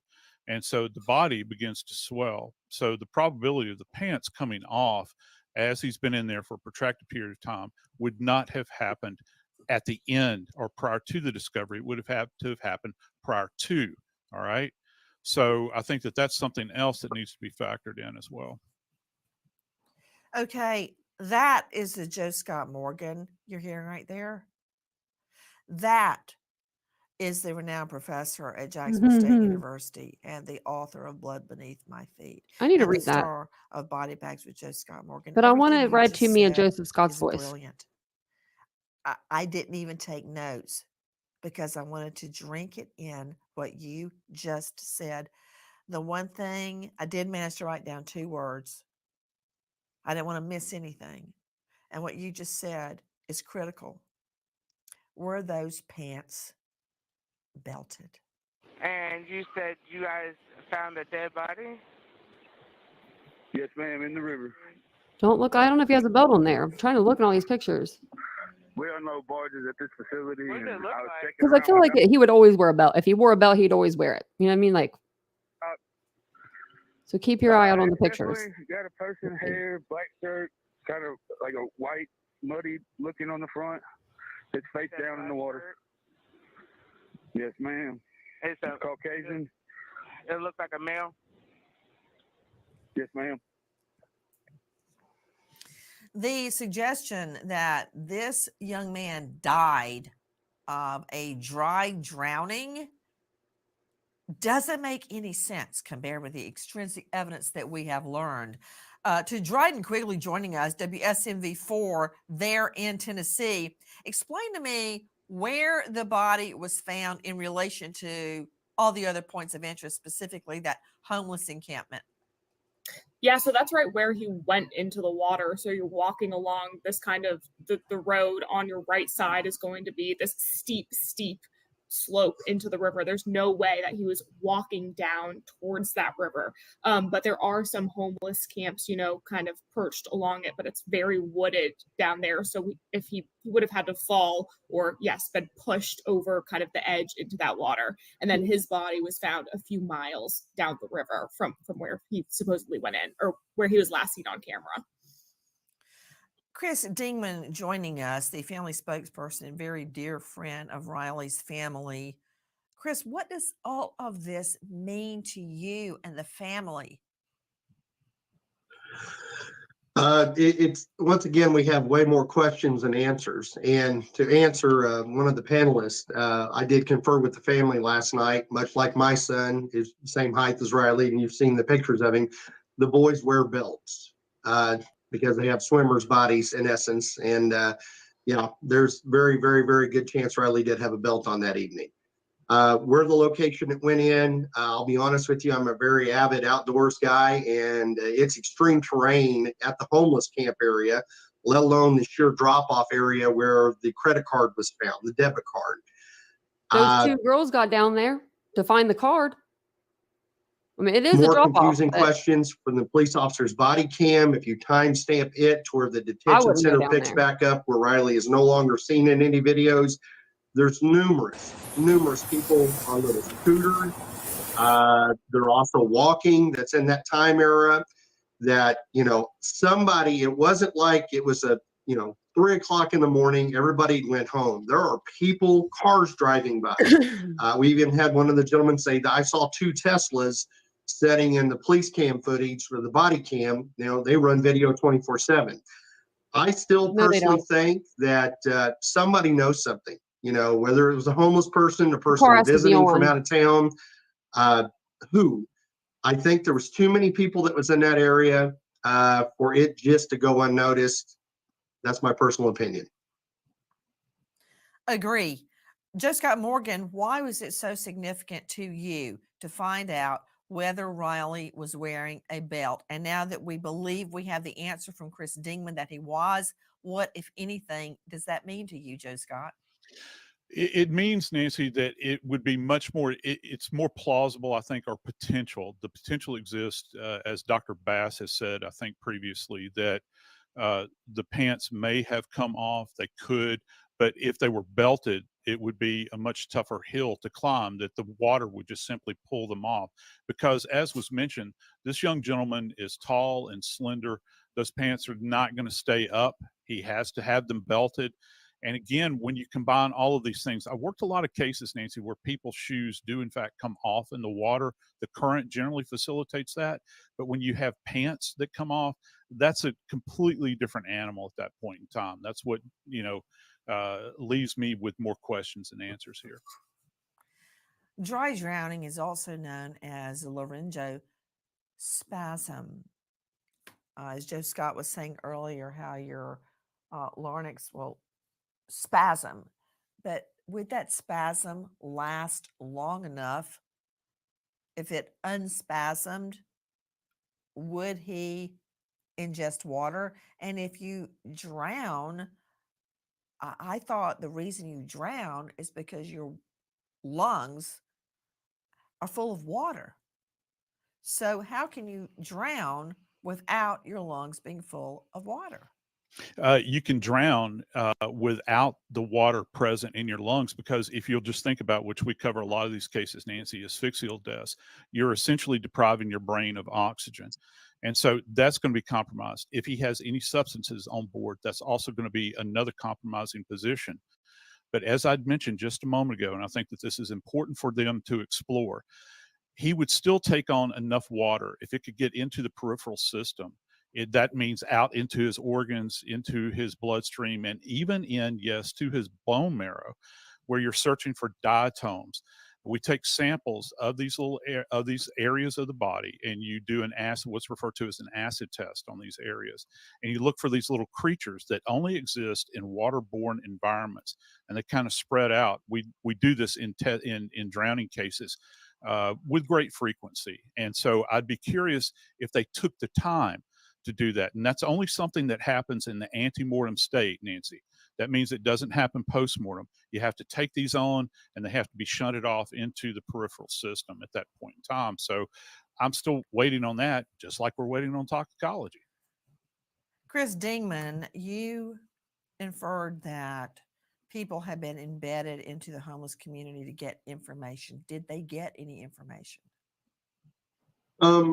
We've got a lot of information that we're still processing through. Unfortunately, when all this went down and due to the media impact in that area, the homeless scattered. 90% of them do not want to be in the limelight or talk to people, etc. We do have personally, I don't think Metro Nashville is following up on it, but we do have personally some people that we are still trying to track down at other camps just for information. If this truly was an accident, Michelle has her son home, and they're going to get to have a proper burial, which was big for me on the side of the family. I did not want to have to bring Michelle home without her son, good or bad. But Michelle does have that. But now we're able to actually dig into some of the stuff that we have questions on. The priority was getting Michelle, her son, and Ryan and Chris to get them home back in a controlled environment with loved friends and family and everybody. But now the dad's in the war room. We need some answers. We've got questions, just like on the panel today. We've given each other information, and we thought we had an angle, and all of a sudden now we have 100 more angles. But no, there's people of interest that we personally are trying to reach out to, not because we think there was malcontent in it, but somebody knows something. There's just too many people in that area. One of the theories was that maybe Riley had went around the corner, tried to relieve himself. The young lady from Nashville doing the reporting with us in the group, she can verify that terrain is extreme terrain right there. And Riley, of all my boys, even though he's not mine, all my boys, he was the modest one. He was not a go out in public kind of guy like we were raised on the country. Well, maybe So that's that why was he went nothing that ever down by crossed the my river. mind. And also, one more question. Everybody's talking about the boots. I have to let everybody know those are a size 15. And if you've ever had wet boots on or wet shoes, they're extremely tough to get off.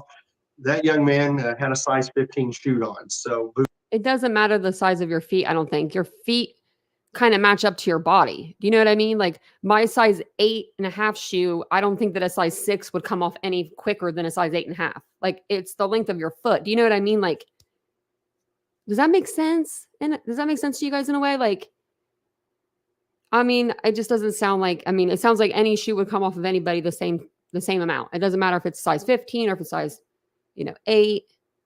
I don't know. And they were slip-on boots. I don't know. We got to take that into account. They didn't have they weren't tied up. Boot on. So a lot of questions. We're trying to get answers. And that is Unfortunately, very we common. can't do that at this moment because Riley is home. But we need the help. We need the help of the public. That seems to be where we've gotten our answers as a family. And I think there's still more answers out there. A dry drowning, no water in his lungs with no blow to the head. When does that ever happen? Practically never. What happened to Riley Strain? To you, Ben Powers, high-profile lawyer in that jurisdiction, weigh in.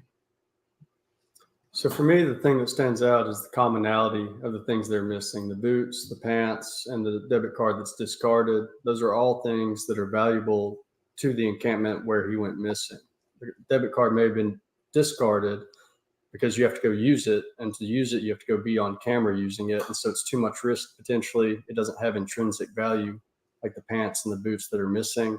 I think that in combination with all the other evidence we've discussed certainly raises a lot of questions that we don't have answers to today. You're right, Ben Powers. Those boots have not been found, and I'd like to know whether anybody's wearing those boots. Oh as my we're God, talking right now. Nancy. To Karen Stark, psychologist. Karen? I'll tell you, Nancy, they will never get over this. You know that. They She's won't. talking about holding babies close. But That's what I think it is. I think that it's, in my opinion, I think she's not getting that answer she wants. There's just too many open questions. Do you know what I mean? Like, did he fall in there by himself? Did he not fall in there by himself? These are questions that she's going to get like an answer to, but I don't think it's going to be like the answer she wants. if that makes sense. I don't think that she could see her baby boy, and I'm not saying this would happen, but she cannot think of him ever peeing outside. Like, nope, he just wouldn't do it. And then she like relays that to Chris, and that guy comes on and says it, I feel like. But I mean, that's just my personal opinion. I think that that's why they got the second autopsy, because they're like, wait a minute, no, he was, not found with water in his lungs. I think they didn't know that you could do dry drowning. I mean, it's common, they said, in men, people that are drunk. I don't know why it's men, but it is men. And some other areas we were looking at. So the circumstances are very weird. Yeah. Very, very weird, Venus. You're absolutely right. And I think that's why it's like there's still those open questions to where she's still thinking, like, hold on a second. Could he have been rugged? But the toxicology I don't think it's going to show any of that. It's been too The long. more answers that they have, the better it is for the family. Absolutely. despite the grief. Karen, whatever your name is. I think it's Karen. If you know or think you know anything regarding the death of this son, this beloved son, Riley Strain, please dial 615-862-8600. But right now, let's pause to remember American hero Officer Jonah Hernandez, just 35 years old, Las Cruces, New Aw. Mexico. Loved helping those in need. So handsome. Lifelong dream of becoming an officer. Leaves behind wife Yesenia and 2 beautiful young sons. Jonah Hernandez, American hero. I'll see you tomorrow night, 6 and 9 p.m. sharp Eastern. And until then, good night, friend. Now she says good night instead of goodbye. I think she used to say goodbye, friend. She never used to say her time before, neither. Stop looking at my channel, Nancy. I know you're over here snooping. Because I always say my time at the end of the live. I'll see you this time tomorrow, whatever. Nancy. Shame on you, Nancy, for stealing my content. I'm just kidding. Just kidding. This sounded good though, didn't it? But she's right behind me now. I usually have this like cardboard cutout in my closet. And so she's usually like staring at me, and I have it like on a desk, a roll around desk. So she's like standing up and like looking down, almost like God at me. It's kind of scary. This whole world is going to hell in a handbag. Deb, you got that right. I haven't heard that saying in a while. There was another saying. There was a saying I said, and I was like, I haven't heard that in years. I forget what it was though. Jan sure did. Shout outs to Nancy for a great interview. She does do some good interviews. She gets the people talking. I will give her that. Like, she gets them talking. And that Chris guy, he's been very forthcoming with everything. And I pray for his parents. They seem like such sweet people. And I'm sure Riley was such a sweet boy. Whether or not he went to the bathroom in the lake or river, or he fell in, or somebody, harmed him, I hope that they get the answers that they deserve. You know what I mean? That they need, that the right answers. Because I feel really bad for his parents. I'm surprised that she was even able to do the press conference. I was so proud. I was like in tears. Because she hadn't talked really this whole time. And then she got up and she wanted to thank everybody. And it was just very, very telling, Careful what you say, Tanya. She's right behind you. I know she is. She's looking down on me. We got her when we got, what was it, 5,000? No, I think the sign was the neon was 5,000. She might have been, no, she must have been like right after the 5 or right around the same time. Because we've had her for a while. Like I ran her into the wall the other day, and I was like, oh God, don't break her. Don't break her. You're on the same age as Riley, same year and month. Oh, he's 8 days before me. Oh, wow, Venus, that's really close. Nancy even gets my birds talking, Lenore said.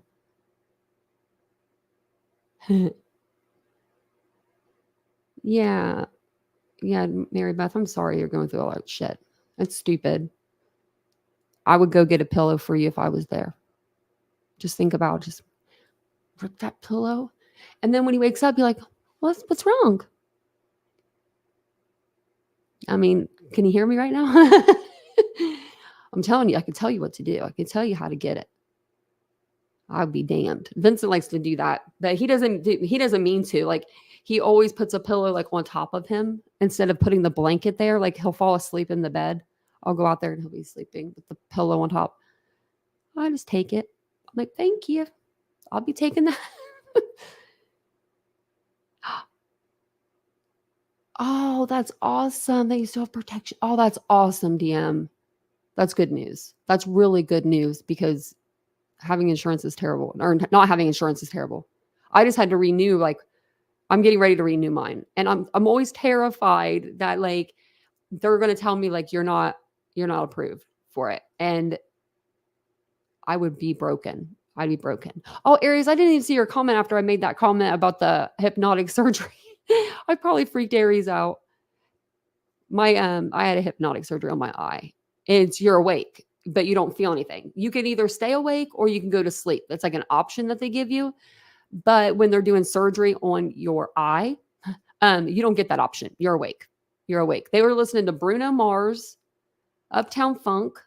I mean, I was getting down with it. I will always get down with that song now. And I did it for the resident that was taking care of me. She was my doctor, but she was like going through school still. She needed to do a hypnotic surgery before she could leave Ohio State to go to New York. And I wanted to do that for her because she literally did this for me, you know?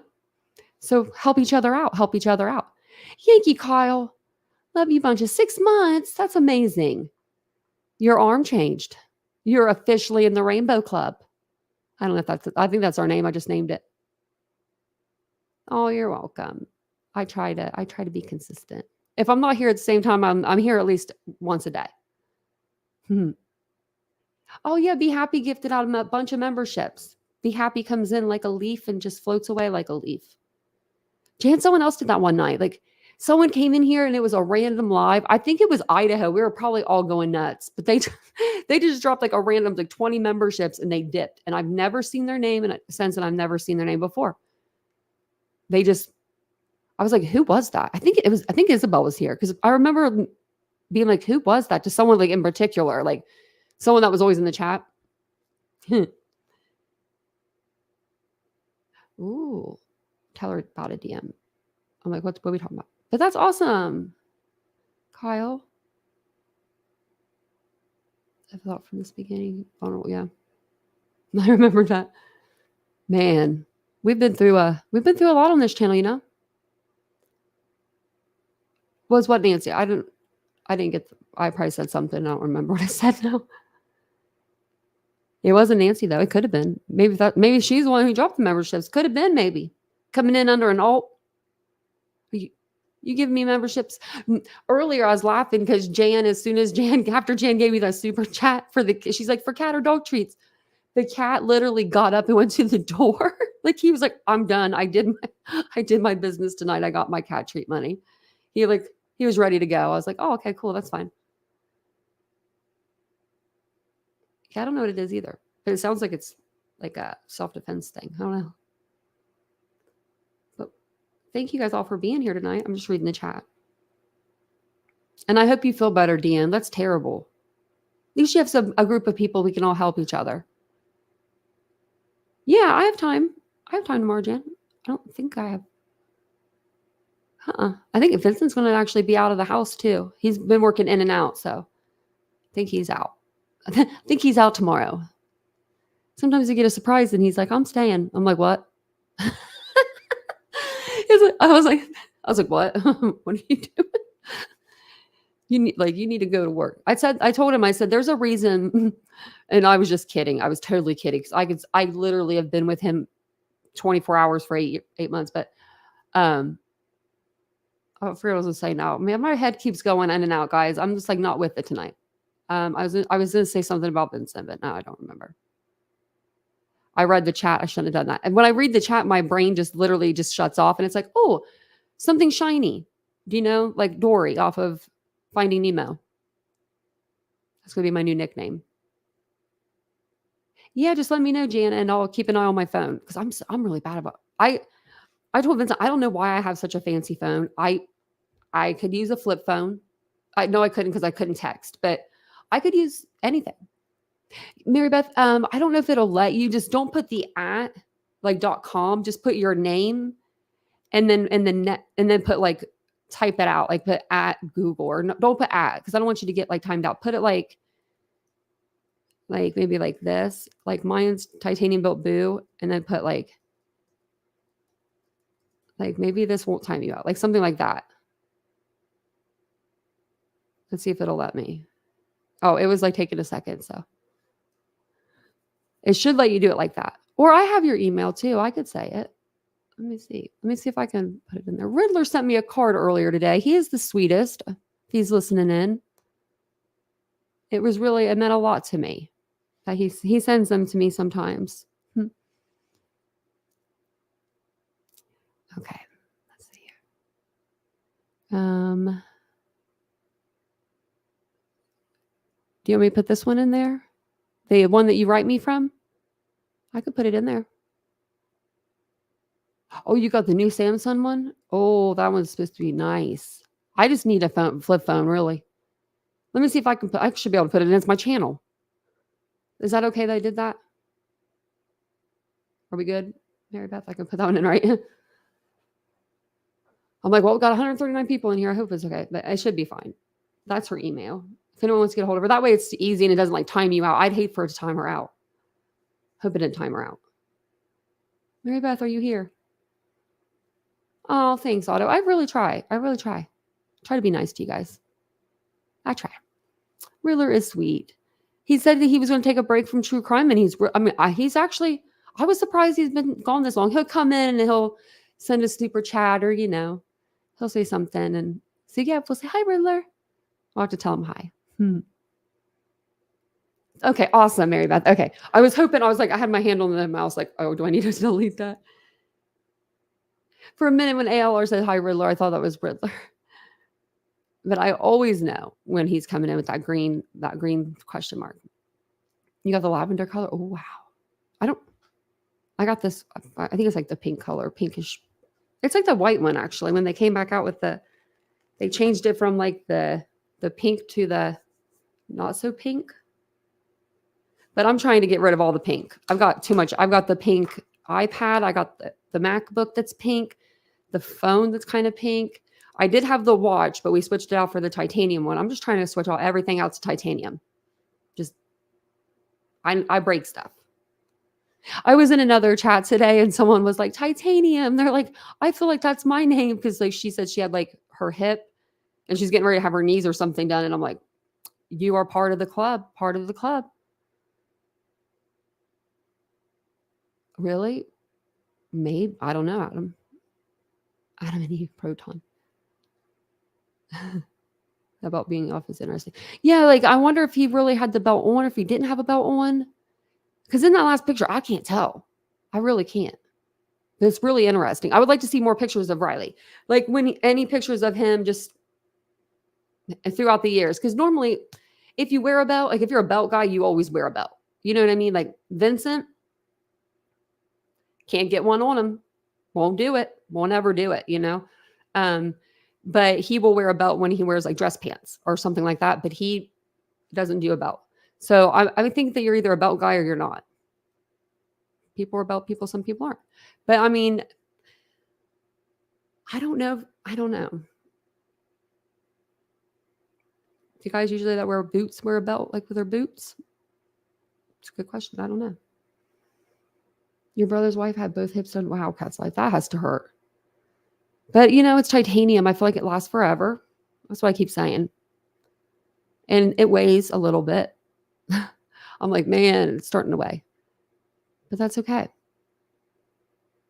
Your husband always wears a belt? See, Vincent doesn't. I almost said my husband, but he is pretty much. I do, but I don't have the new one, Otto. I have the 13. That one's the 15. I haven't got that one yet, but I want it. I want it, but I don't need it. It's one of those things, like this phone works great. But I do like the titanium phone. Vincent's the one who said something about it. He got it in my head. And I want the Apple Air, like the headphones. I want those really bad. But just stuff that I want, I don't need anything. That's what I always tell myself. I really don't. I have my animals. I have a roof over my head. I have a beautiful place. I have Vincent, first and foremost, other than my cat. I mean, they both got first place. I'm just kidding. I love Vincent, but I love my cat. I should have put a picture of him up whenever he was sitting there. I'm gonna have to do that like a little doggy cam or like a cat cam, so you guys can look at them while, like, I'm talking. We can do videos now behind our things. I'll show you a video I have of a cat playing. But see, you can't see the cat. So if you can see this lady though. Let me see if I put me. See, look at that. It's a cat. Here, maybe I can't take me off all the way. Put me down there. It's cute. Just playing with the cat. I was trying to get a doggy one, but I couldn't find a doggy one. But I always feel like that's just like so distracting in the background, so I just leave it like this, or I use this one sometimes. I've only used 2 though. I think other than like holiday, I might change it out, but I've tried to be consistent. If you guys can't tell, with like my music, with my background, with everything, I don't change a lot. And it's not because I'm like lazy and I don't want to change it. It's like, I want to be consistent so that when you see this, you're like, wait, that's Tanya. That's TitaniumBuilt. Like, you know what I mean? Like, me. And I'm trying to do that with my thumbnails too, like be like specific, but like it's kind of hard. Like I try to use colors that other people don't. Like I don't use a lot of black and red, black and yellow, black and orange. Like, you know what I mean? Like those bold colors. I use more like browns and earth tones. Just kind of, I've always been like that. Oh, we had actually a really nice picture that he sent me today. Let me see if I can send it to myself. Let's see. It was a good picture. Look, he looks really nice. I'm not saying that I don't look nice, but he just looked really nice in it. I'll have to see if it'll let me pull it up. Oh, I'm like, where is it at? Okay, here we are. This was last year when we were in California, whenever we had the lives. I'm pretty sure that was last year. No, I think it was last year or year before last. I think it was last year, but look at Vincent's the cutest. He's the cutest. I can't help it. I'm not even looking at the camera. Who knows where I'm looking? I'm just looking. But if you go to California, you'll take a great picture anywhere. The sun, the lighting, it's beautiful. It's beautiful.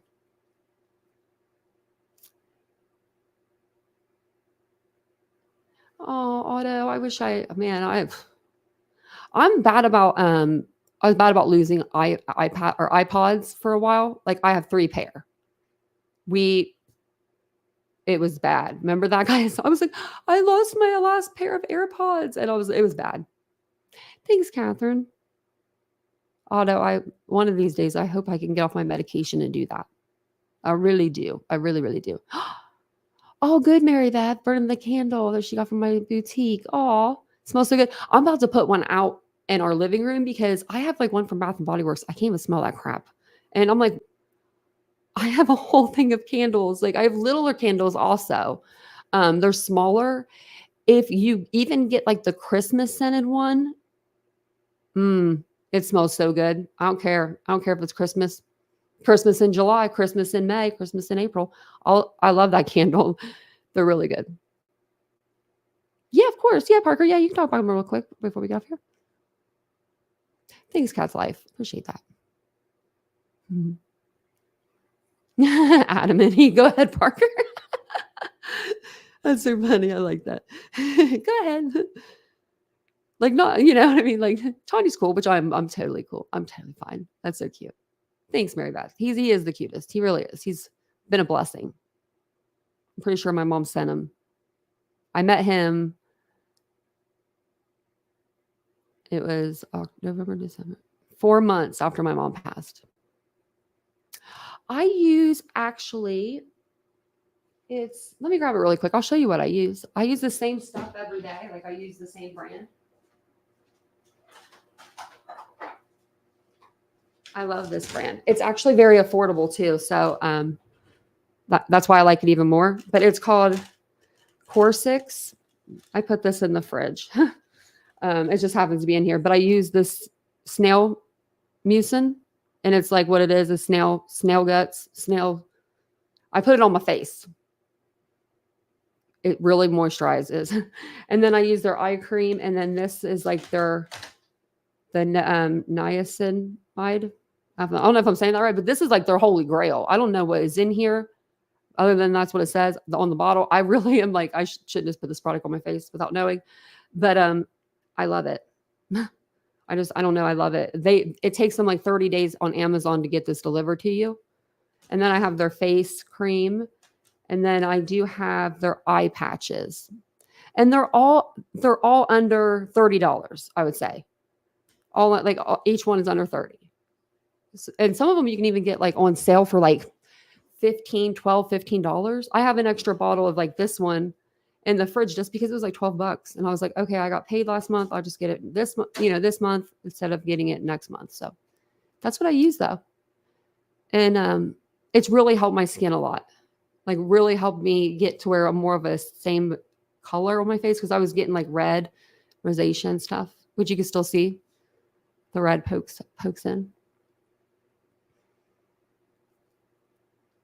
Oh, I'll have to look at that, Parker. We're going to talk about Sebastian within the next couple of days. We're going to talk about Idaho tomorrow because there are some documents that come out and the internet's gone crazy. It's just Ann Taylor's response to one of the motions. I didn't think it was, I was reading through it. I didn't see anything that was that crazy. Let's see if we can find it. Just like motion to order permitting Zoom or motion to file exhibit. We already know about that. They'll say they want to file it. They want to seal it. Okay.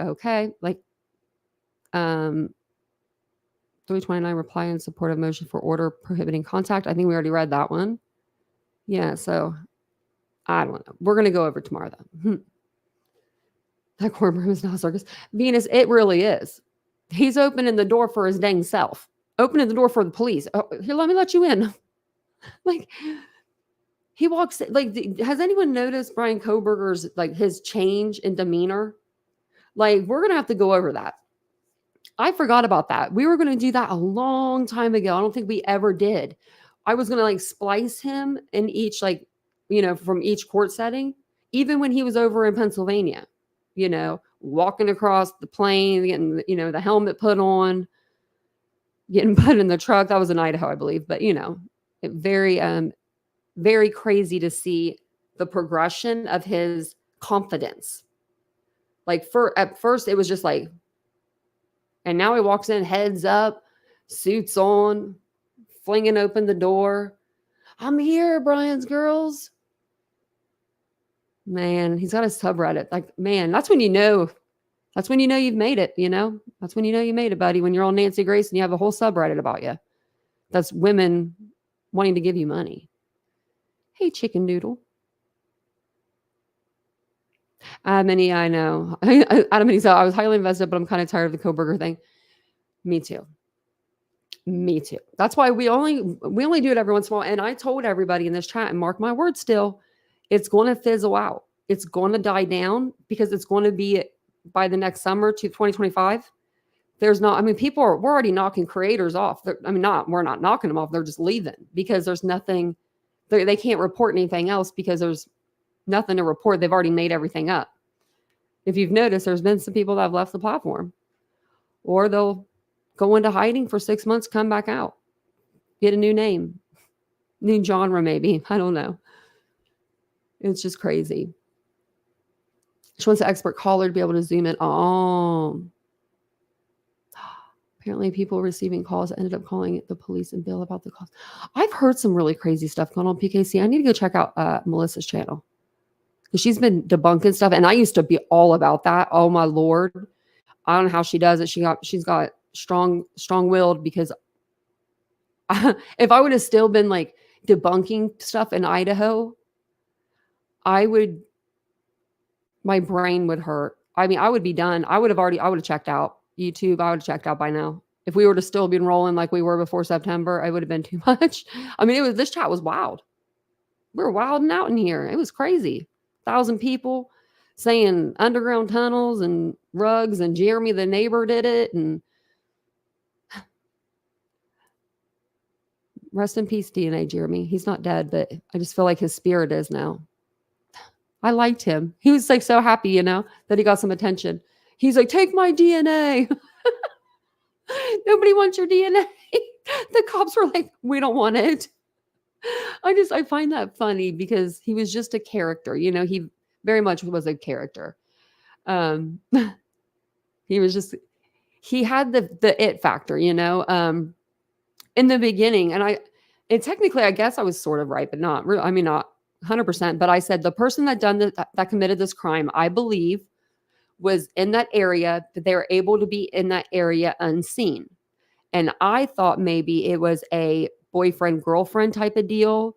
They lived together, you know, maybe they got the code because they were walking by one night and Maddie or Kaylee or one of the roommates said, hey, you guys want to come over for a house party? And they're like, sure. Cause like it's College Row, you know what I mean? With all the houses, they're like, our code's blah, blah, blah. Come in whenever.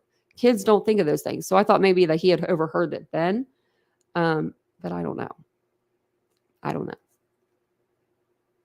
They were funny. Oh, yeah. Actually, you know what? I have a video. Do I saw the video? I do. Look at this. It's 1 minute and 11 seconds long. These are all of the people that have been blamed in the Idaho 4 case. And this was 6 months ago or 8 months ago I made this. So there's new names. Breaking news. I should play some music behind it. That's not very good. We'll play The Rock.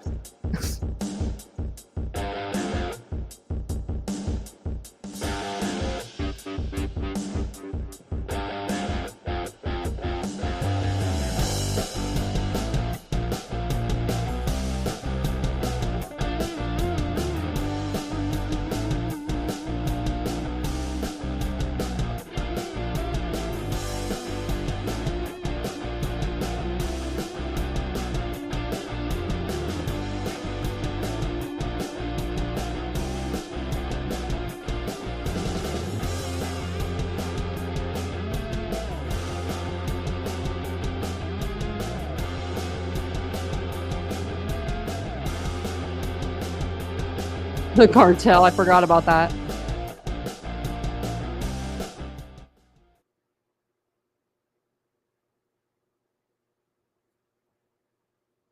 I forget what that, there was something going on and I was like, I'm putting this video together. It took me like 5 minutes and I was like, unbelievable. How many, I know there's some I missed. If I missed any, let me know and we'll add it in. Eden was a trip, wasn't he, Catherine? I thought about going back through my old lives, like playing them, but I don't, because like my mic was, I sound like I was in a hollow tin can on some of them, but I thought it'd be hilarious just to see my reaction, to see your reaction in the chats, because a lot of you guys were here.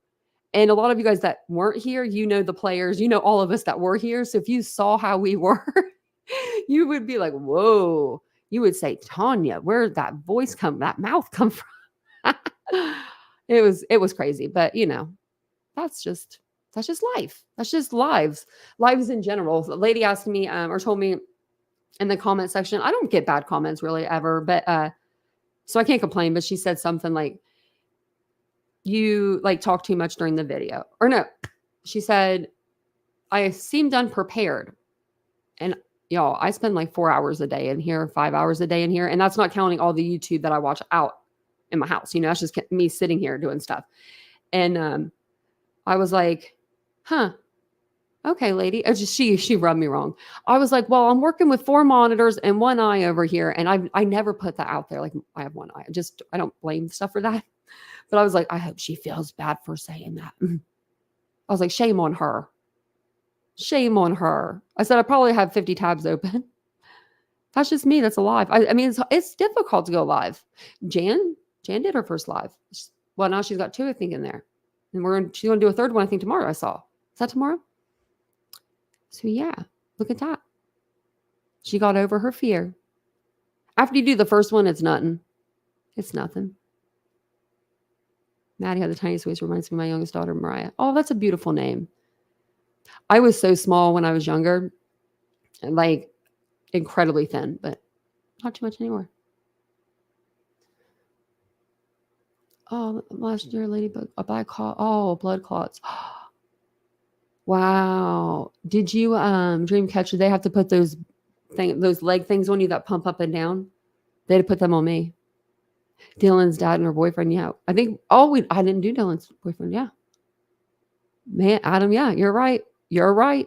I knew there was something I was missing. I mean, there was a lot of players. This was done like 6 months ago, or maybe 8 months ago, because I have a video over it. And it was a long time ago. I have so many lives since then, but I think I'm gonna jump off of here. If you guys are wanting to check out any other cases we have on the channel, we're covering a lot. We do cover a lot of different cases on this channel. So, one night you might see Riley Strand. One night you may see Sebastian Rogers, Preston Lord, Idaho 4. We've got Caleb Harris. Who else are we? Chad Doerman. That's another one he can rot. Ruby and Jody. We're pretty much done with them too. I'm going to try to get their jail calls though. I want to get those because I want to hear what they have to say behind bars. We did cover Madeline Soto. We still are. We're just waiting for more updates. Elijah Vu, I've got some updates, a little bit of updates in that case to let you guys know about soon. So I'm just waiting on a couple more things. And I think that we have so many cases we cover. I think there was like 49 we covered last year. That's a lot. There's only 12 months. Like, that's a lot. That means like we covered almost like a new case every week. That's pretty cool if you think about it. What are you eating? A big bowl of ice cream? Oh, chicken noodle girl. Why? Oh, I want some. I'm like, why? No, so I'm trying to go on a diet. I'm trying to cut chocolate out because I think the chocolate milk at night is what's making me like gain a little bit. I'm not big. I gained a little bit. I want to lose. And then I just bought these fudge bars, the ice cream fudge bars, and I really want one, but I'm just trying to go like a week just to see if it, helps. You don't know what to do a live stream on. Do whatever you want on Mary Beth, whatever you feel passionate about. I'm going to go out to my other channel, which actually, if you guys don't mind subscribing over there, which I think most of you guys have, but because I've got some things to say over there. I just really do. And it's going to be fun. It's going to be fun. The YouTube streets have been running amok lately and can't keep my mouth shut. I want to talk about some stuff. Apple River trout. Really? I haven't heard of that. They do. Yes, Roseanne, you're right. Yeah. So I guess we're not done with them, unfortunately. But you know who we are done with? Letitia Stout. Happy to say that. You know who we're almost done with after sentencing? I think it's like the 26th or something. Adam Montgomery. Bye. Not seeing hell, but You still can't have your hip done? Oh, no.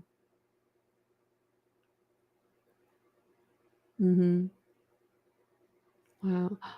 Anyone have Ozempic? I can have. That's what I've been saying so long. I was like, can I get some Ozempic over here just a little bit? Can I get some of that Ozempic, like scratching yourself? Hi, CJK. Yeah, replay for us. I have Wee Goovy. Is that the same thing? That's so funny. I don't know who took the Ozempic and was like, oh, it made me lose weight. I'm assuming it's just like a side effect of it, but I don't know what's in Ozempic. I mean, it's for like diabetes, right? Or is it like some sort of insulin? I think we're gonna have to figure out the secret ingredient. We all want some. Have a good night, Design Rhythm. Okay, have a good night, everybody. I was trying to keep the chat open for like at least another half hour for you guys. I was done at an hour 30, but I wanted to help you. Trump is on it. Is he really? I could see that. It was original for diabetes. That's what I thought. You have Ozempic 2 milligrams. Send it to me, Cat's Life. I'm just kidding, YouTube. They'll be like, your channel got taken down because you asked Cat's Life to send you Ozempic. If you go back, once I'm done with this live, you can go back and you can watch all of it. Yeah, I don't know if it'll let you rewind halfway through the live. Some of them have been weird like that. And we're getting ready to get off, so it should be right up as soon as we get off. But yeah, of course. And I don't think I interrupted her too many times, just when it was appropriate. You have the injection? Oh, that's okay, Ashley. Deb was saying, look, I'm telling on Deb. Deb said Joseph Scott Morgan was handsome and you weren't in the chat. And I said, oh, that's Ashley's man. And she said he was good, like easy on the eyes or something. And I said, yeah, he is. And I didn't see you in the chat. And I was like, oh, she must be busy. It's extremely expensive. Oh, they don't want you on any more steroids. Yeah, they only want to give you so many. That's how they are with my eye. You got prescribed and couldn't get it approved through your insurance. What the heck? I only have one medication that's not approved through insurance, and it costs $27. And it's like a bleach cream for my face that I never use. I can answer that for you, Mary Beth. Gabapentin sucks. It doesn't do anything. To me, anyway. I don't feel anything. I take, I have my medicine right here. I take 2-3 times a day. I don't know what it's supposed to do, but it's supposed to help nerve pain. But no, it doesn't. I feel my nerves are acting funny right now. Oh, DM sent you an email. That was so nice. I'm so glad you guys have each other and I have you guys. Like seriously, I wouldn't pick another chat either. You guys are like, you guys have wisdom. You can't buy that. You can't teach that. And I feel like when I come in here, if I need something, if I needed something, and I know that I could come to you guys and you guys would help me no matter what it was. Do you know what I mean? Like, it couldn't help me if it was like $1 million, but if I was stuck in North Carolina, South Carolina, Texas, or Tennessee, anywhere around there, Ashley Higgins, where are you at, girl? Come get you. You know what I mean? Like things like that. I know Jan's Indiana. She's like, I got you guys all over the place. We got Cheryl in Canada. I'm sure it wouldn't matter in the big old country of Canada. No matter where I was, Cheryl would probably try to come and truck it to me and get me. I know you guys. That's what I love about this group. I know you would, Ashley. That's why, I'm like, I would want you guys looking for me if I ever went missing. But not JLR, please. Please, JLR. I'm going to wear a shirt that says that. Like names. If I go missing, please, and then have a list of names. You were an RN of BSN in Illinois. That's awesome. Oh, Otto. I love you too. You're such a sweet person, Otto. You really are. Genuinely very sweet. You do. I mean, like Ashley will email me. She's like, you having a live tonight? Because I won't schedule them till like, it'll be like a 9:15 live and I'll schedule like 8:15. Sometimes I get bad about that. And she's like, you going live tonight? You okay, girl? Because I think I took a day and a half off. It was literally a day and a half. And Ashley wrote me. She's like, are you okay? I'm like, I'm okay. Hey, Queen, welcome in. Welcome on in. You're in Arizona. See, I'm out west. And then I got Vincent's mom in California. Look at that. Do you want me to pick different scents for you, Dreamcatcher? I could pick you out a different set, like whatever I like. I could pick you like 2 different ones or something. Let me know.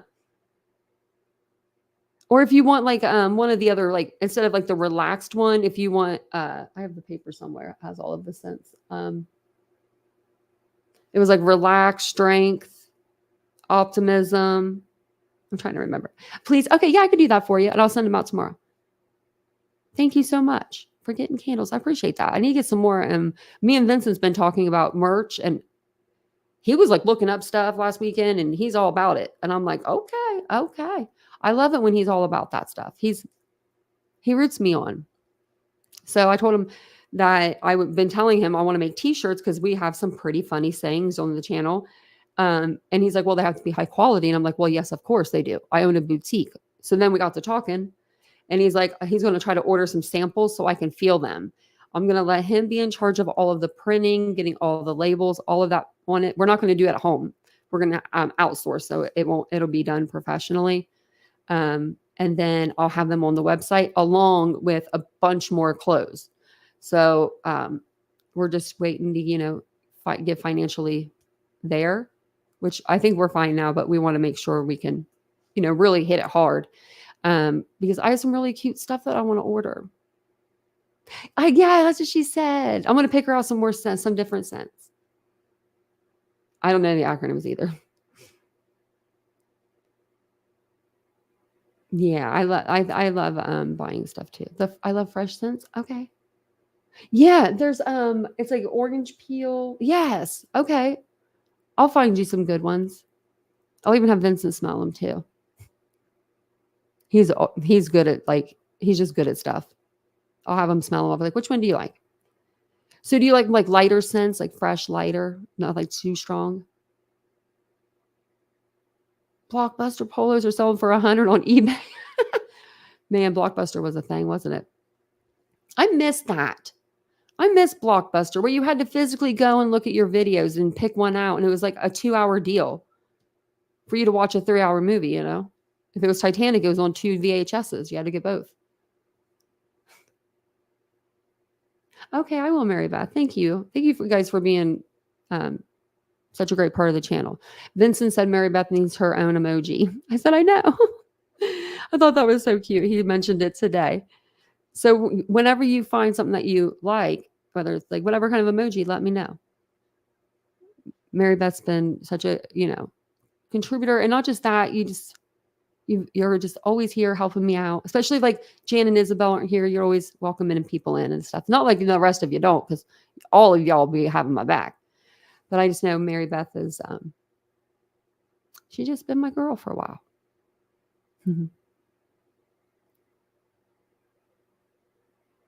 Yeah, Dreamcatcher, they should have shipped out. Let me see. Because I remember that. That was, I think, one of the first orders that came through for this month. And I sent it to, let's see here.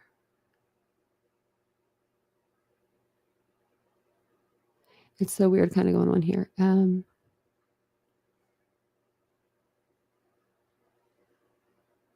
Let me see. What was the name under? Was it under a different name, Dreamcatcher? Because I think that it might be this one. And I sent it out.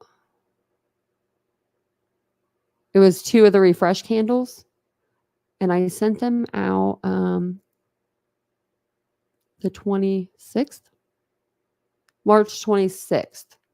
But I think that's when I printed the shipping, so they may have not went out till the 27th.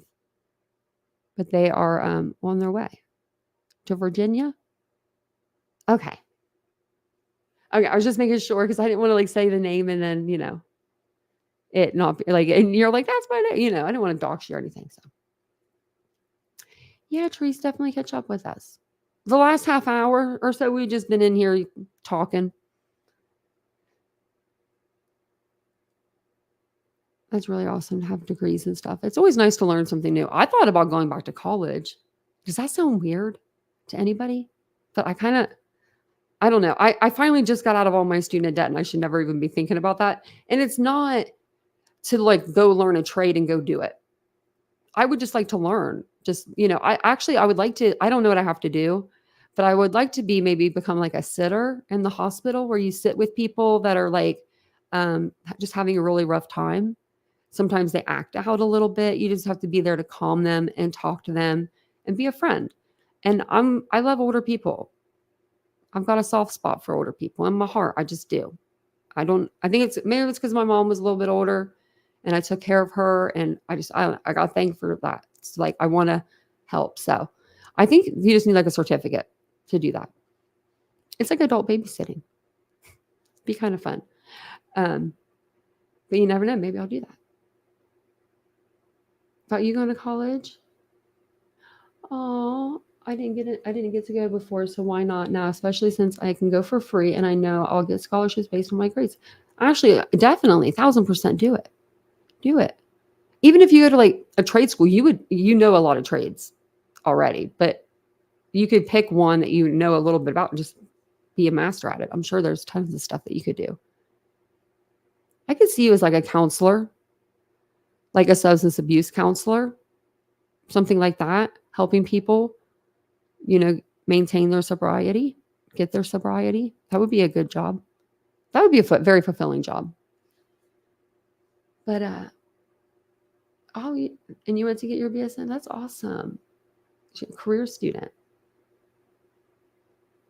Average age is 80. Well, I'm going to keep saying on here, you're a dental assistant chicken noodle girl, and I'm just now figuring this out. after I got my teeth fixed, they're getting crowns still, but that starts Monday.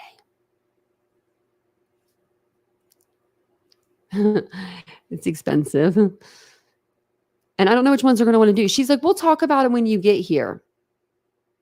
No, knocking. I'm like, we need like 6 crowns. I can't afford. Well, I don't know what I can afford. I can't afford anything. I can't afford it. But I don't know how much it would cost to do all 6 at one time. And that would be painful. I wouldn't want that for myself. And she's like, yeah, we'll just talk about it when you get here. And I'm like, give me a dollar amount I'm going to owe you before I get there.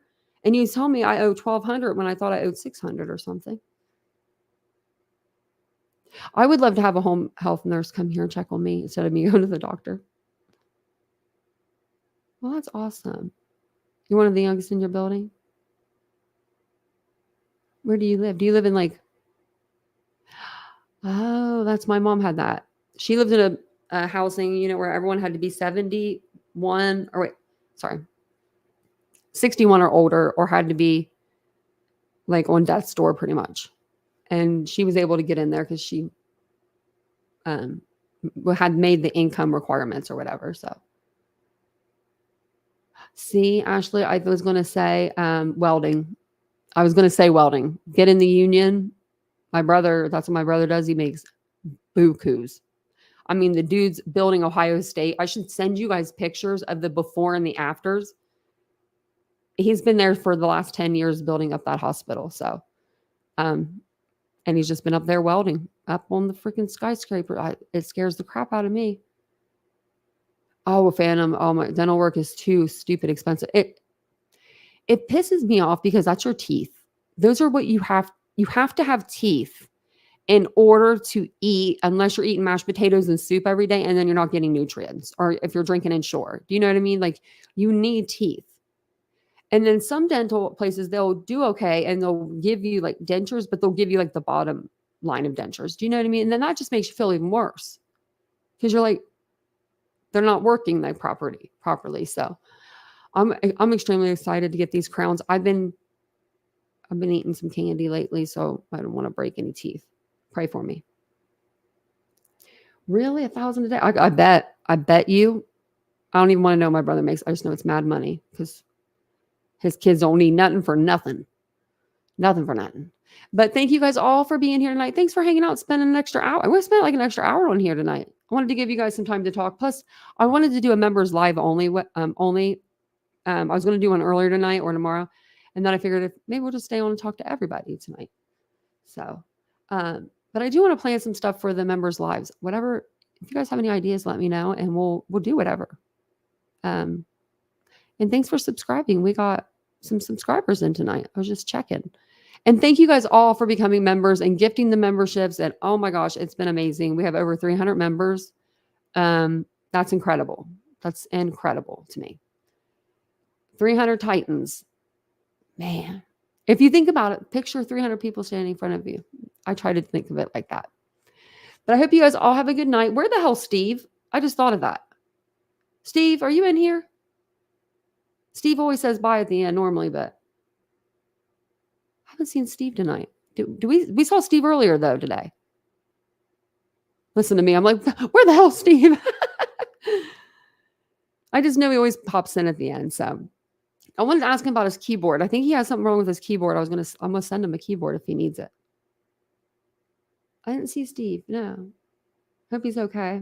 I mean, it's been one day. Listen to me. It's been like one live, and I'm like, is he okay? Does he need us? Because like the storms were going up that way, I think. So I'm gonna look.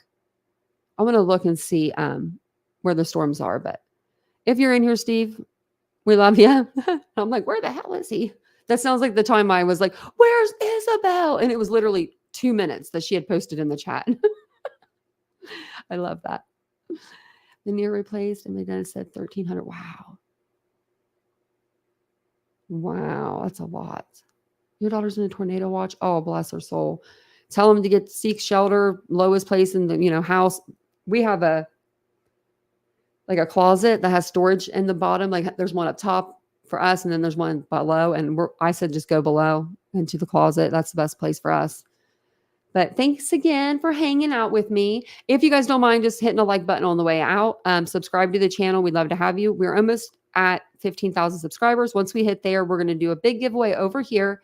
And then once we hit 500 subscribers on the second channel, we are going to do a big live over there. And we're going to do like a little giveaway come over this channel. But we're going to do something fun. Maybe I'll give away something from the boutique gift card. And if you're a guy, we'll do, some other gift card for you. But thank you guys all for being here tonight. I appreciate it. I will see you guys all tomorrow evening, unless something jumps off tomorrow during the day. Bye, guys.